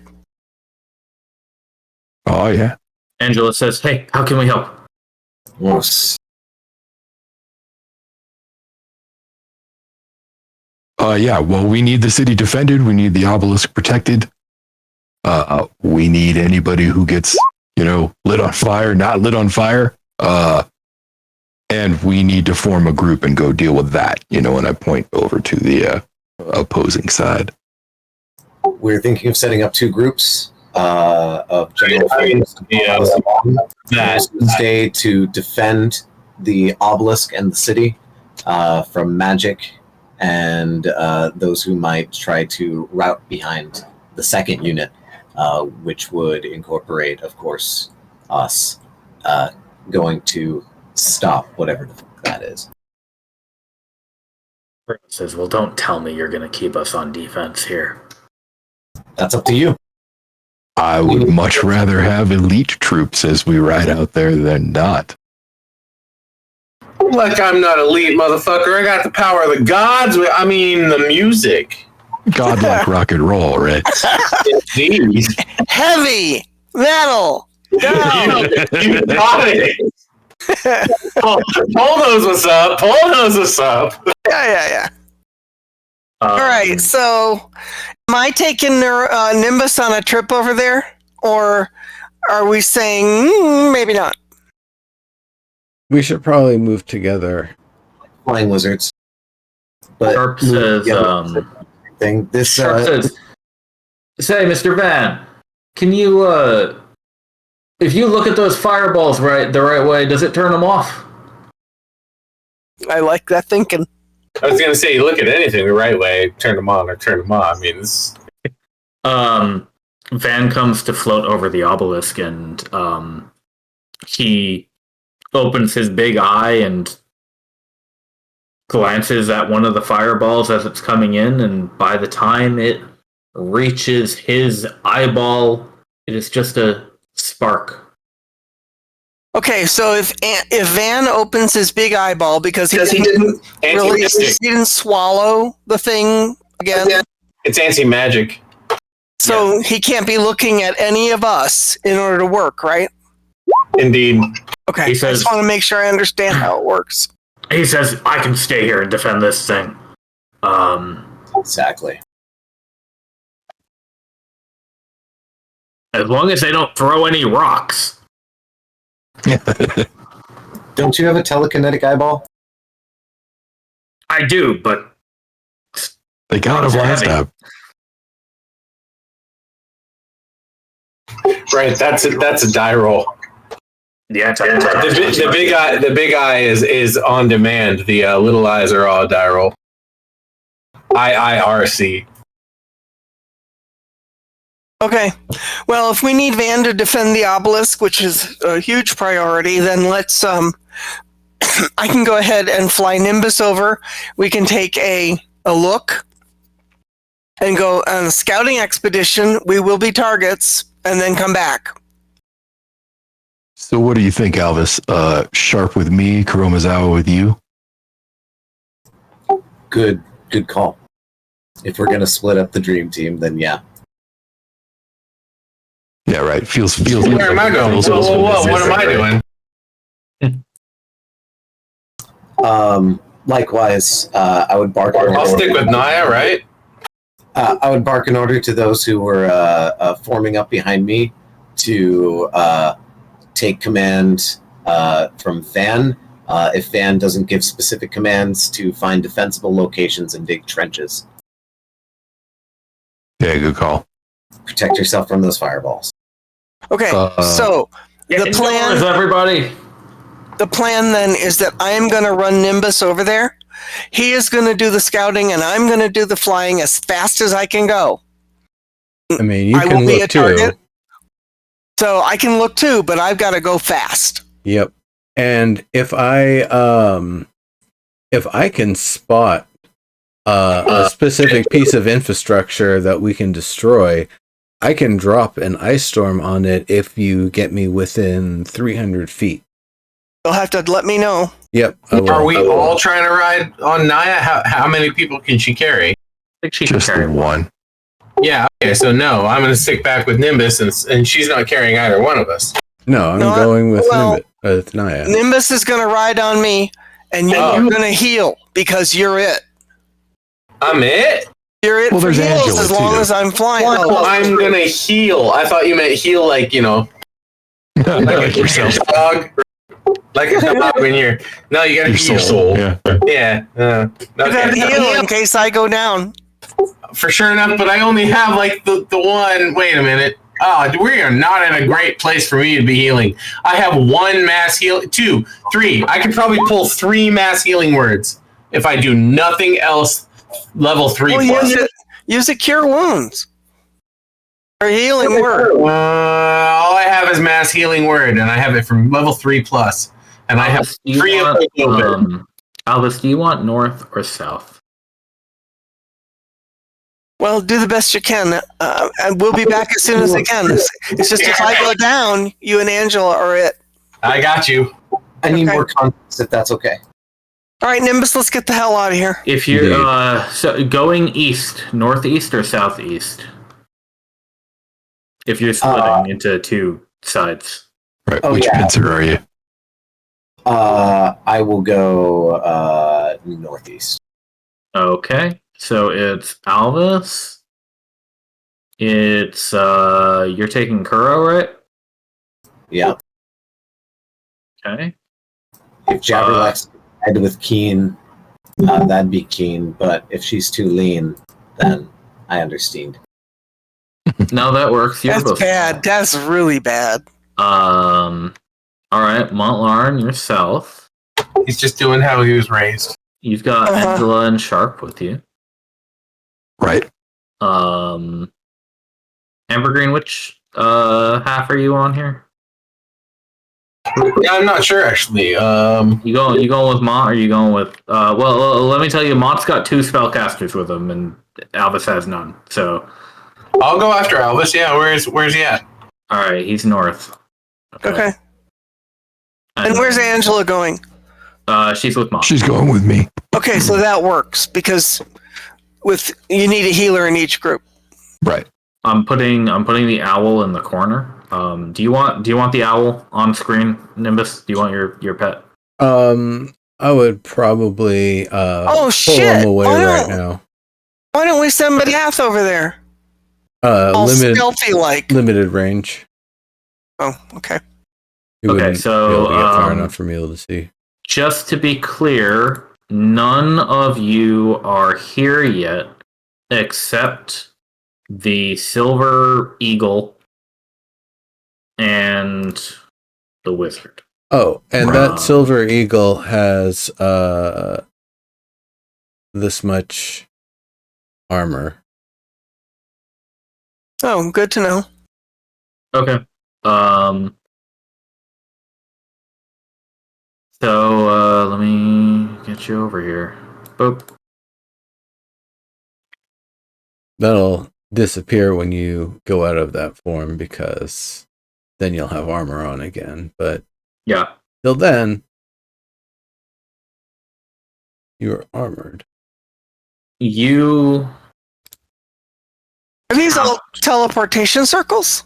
No. No.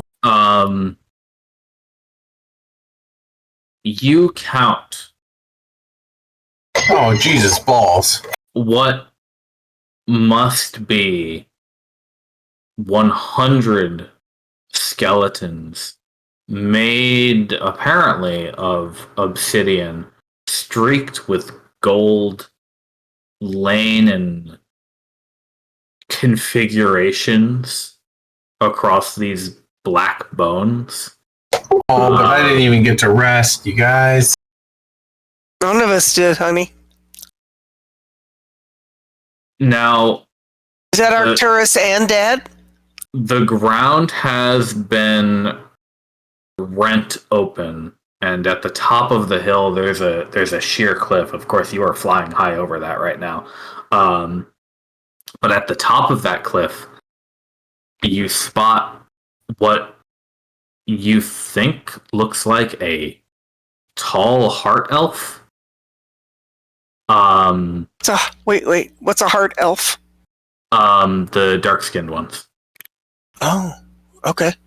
Sitting on top of the skull of another obsidian skeleton, but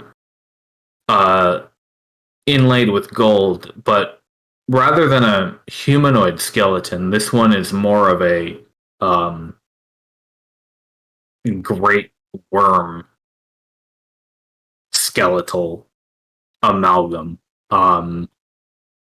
I will say it's a lot longer than the screen gives it credit for being right here. Than the token allows. There's also like a token way off on the right side of this map that has health, but I can't touch it, so that's cool. That's weird. So, as you approach this close, sorry, I forgot a very important detail.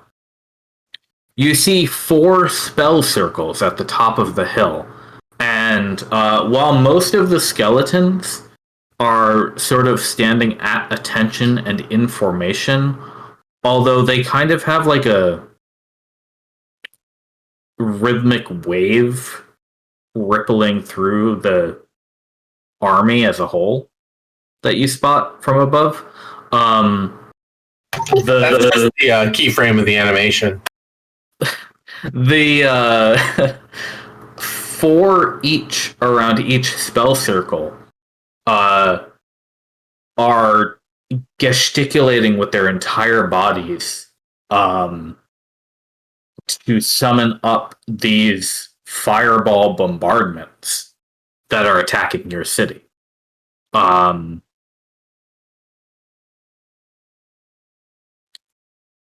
gonna need you to save Naya against two of these that are as you're flying in. I mean these are able to reach all the way to Shoze. They arc high up into the sky and slam down with they're fireballs, so they don't have any weight to them, but they are blasting the area with flame where they land. So I'm gonna need you to, with your giant eagle stat block, go ahead and make two. Wait, what do you mean stat block? Open up your giant eagle character sheet. I gotta get there. Just a second. Yeah. Okay, now what? Make 2 dexterity saving throws to avoid that fire. Alright, so you failed the first one. Now, And you succeeded the second one. So you take a total of 12 and then 8. So a total of 20 fire damage. As you weave around these fireballs that are being launched at you. That's to your giant eagle form, mind. You said 20? Total of 20, yep. That reduce is including the mage armor? Mage armor only ups your AC. It doesn't actually help with a dex save.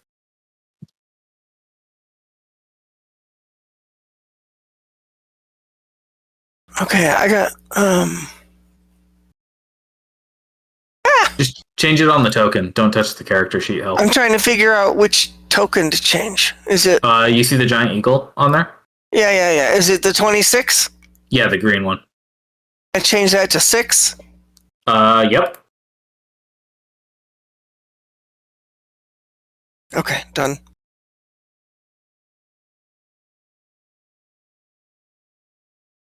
Nimbus, did you get a good enough look at this so I can head back?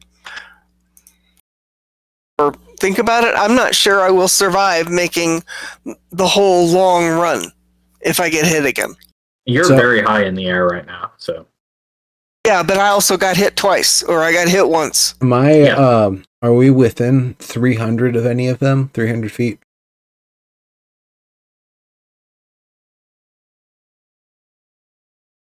Yeah.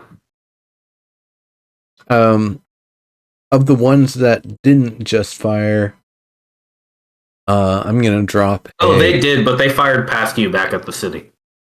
Oh. Well, even still, in that case, I'm gonna drop an ice storm on it. Good plan.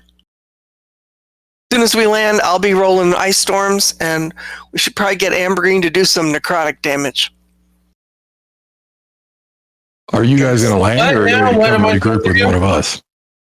When we get back, we're going to land with one of you guys. I mean, either you or Albus. Yeah, cool. So, which were the ones that were shooting at the city? The northernmost and southernmost. Okay. So the southernmost one is the one that I'm going to hit then. Okay. Whoa, are we attacking this army of the undead? Fuck yeah! Fuck yes! I want to destroy one of their pieces of artillery in a single, sneaky strike. Like ASAP? Is this... But we have not had a long rest. Okay. We haven't done shit, but we still got to go. But I mean, there's like 100 bad guys here. Whatever. When the So we might die. Nice. Oh, so we might die. You're just like, all right then. Well, what else are we going to do? All right then. Dude, what are you complaining about? We took this pincer down to a just one half a claw. We can handle half a claw. That's not working. You are able to direct the ice storm, it batters and shatters the bones of 2 of these skeletons. The other 2 are still standing. How about the circle itself? The circle is unaffected. Those 2 will probably get replaced. We're gonna need to go.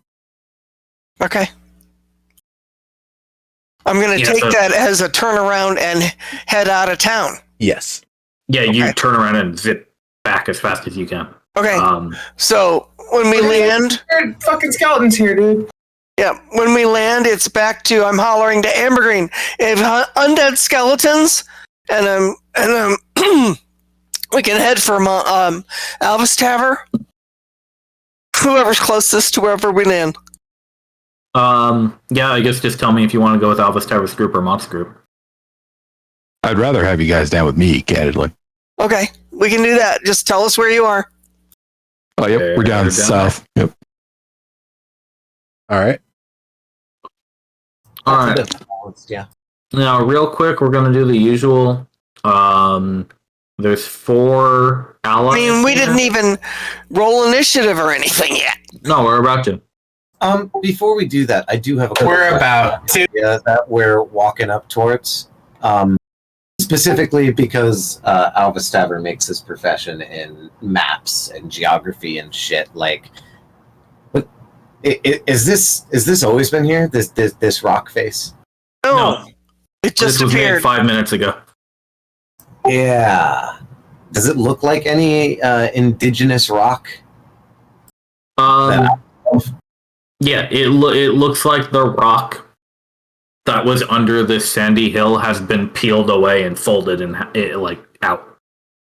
Okay.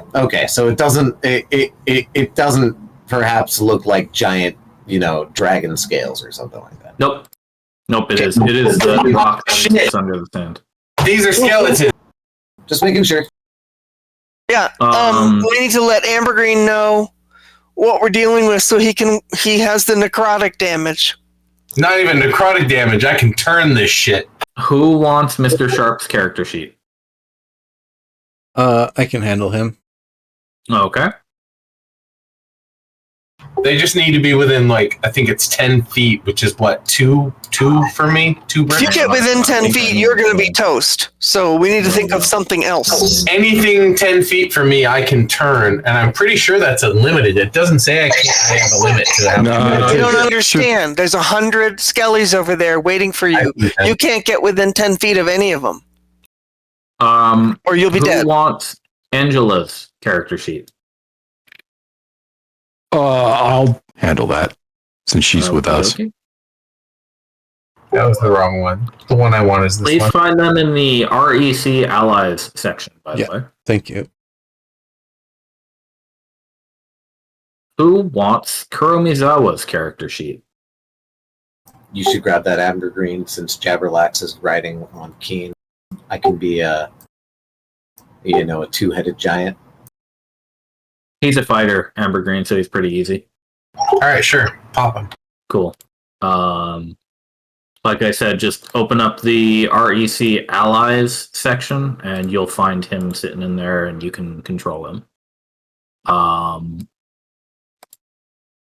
And Jabberlax will give to Alvis Tower. Knowing we were going into combat, Sharp would have already put on his mage armor. Yep. Okay, that is fair. I'm looking for Kuromizawa. Yeah, where's The only thing I have under allies is Captain Van. Oh, there it is. We don't have a 5th character. Sorry, Lulu's on. She's protecting the children. So Okay. I can pass off Angela to you if you'd like, though, Naya. I mean, she is another healer, so. yeah, up to you guys. What I don't know is if I'm going to have to wild shape again. So I can take her though if you need to be free. No, I'm happy to run her too. Like I was just saying, if you wanted to, I was happy to give her up as well. That's all. Go and be free. Again, just make sure if you're changing their health, make sure you change it on the token. It's the blue circle for the Angela's crew. Okay, and now it's time to roll initiative. Allow me to do this. Don't worry, we'll be doing a similar thing we did to the kobolds. I don't know if that makes me worry more. Or less. How do I roll Kuromazawa? Do you have his character sheet? Oh, yes, I did. You just make sure you I found it. click his token and then click the initiative roll. As such. How'd I roll better for him than I did for my own character? I don't know. Doesn't he have a -1? Yeah, he do. He's always raring to go, though. He is. Okay. That said, he still rolled lower than Amber Green. I mean, better than Amber Green. Amber Green's initiative was suck. 3. Wow, I actually rolled well this batch. Yeah, 2. And rolled 2. No, I know you got the rolls I usually make. I'm saying that this time I actually did a decent roll. Oh, nice. And my two-headed giant rolled pretty well, too. 8. The legs move first. Oh, nice.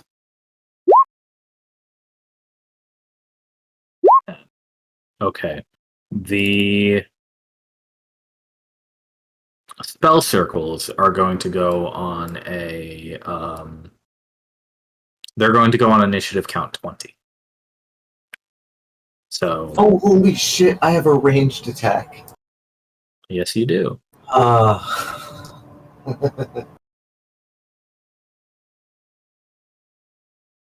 right. Well,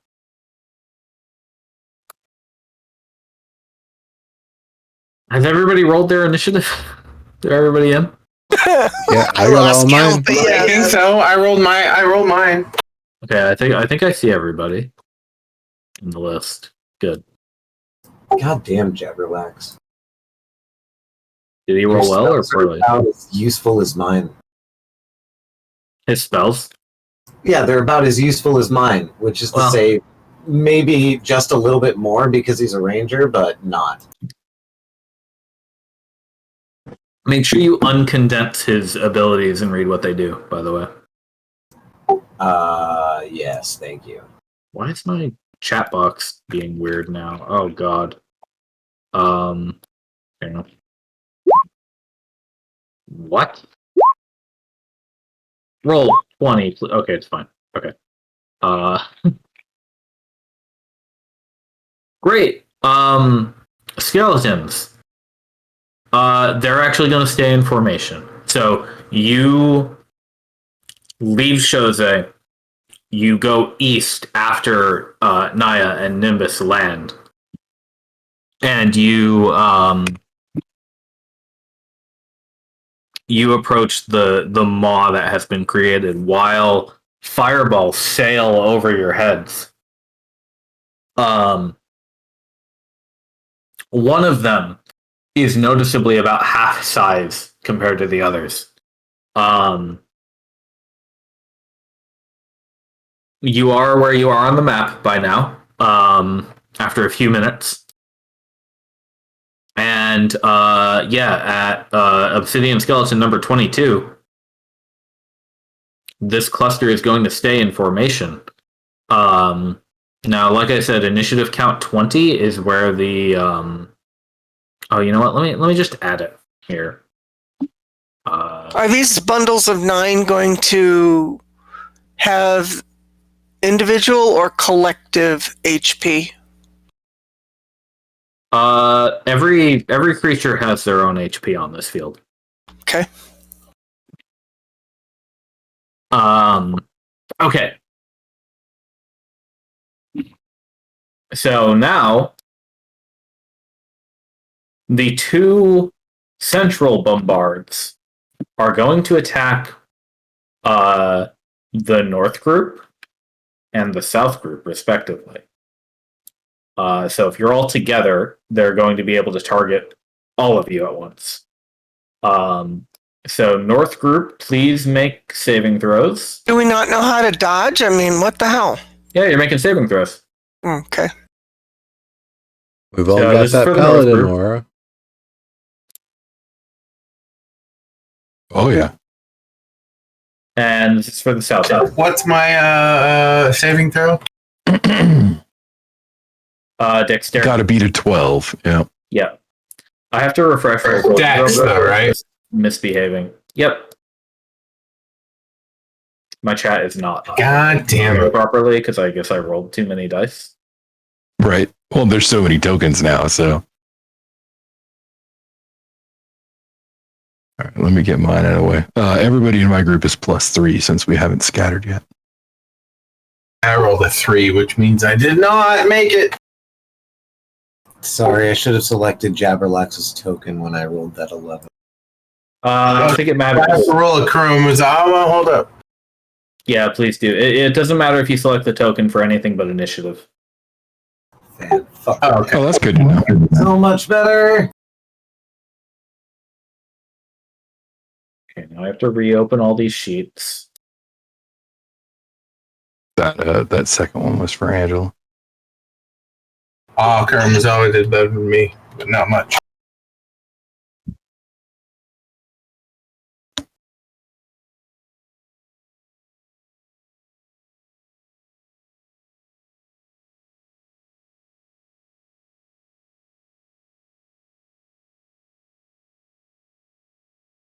So there we go. Okay, so who passed and who failed?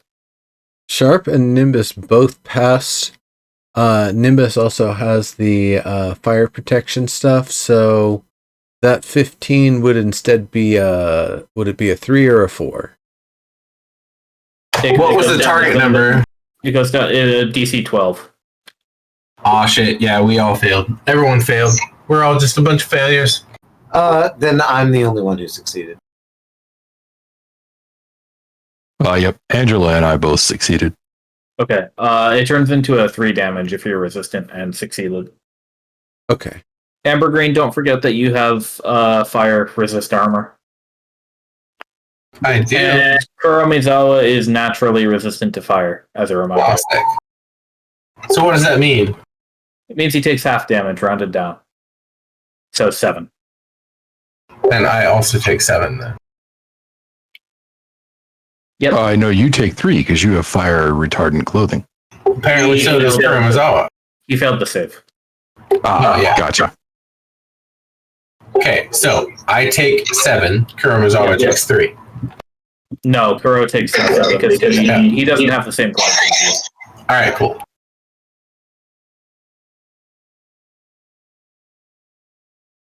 Okay. I take it everybody got their health in order. Naya, did you do a saving throw? I thought it went north. No, It was both, one north both and one north south. and south. Oh shit. Okay, my bad. Saving throw Dex. Yeah. Beat a 12. And at +3. So Okay, you don't. So you take the full 15 damage, Naya. Even with but my you- fire resistant? You resist fire, so you take 7. Okay.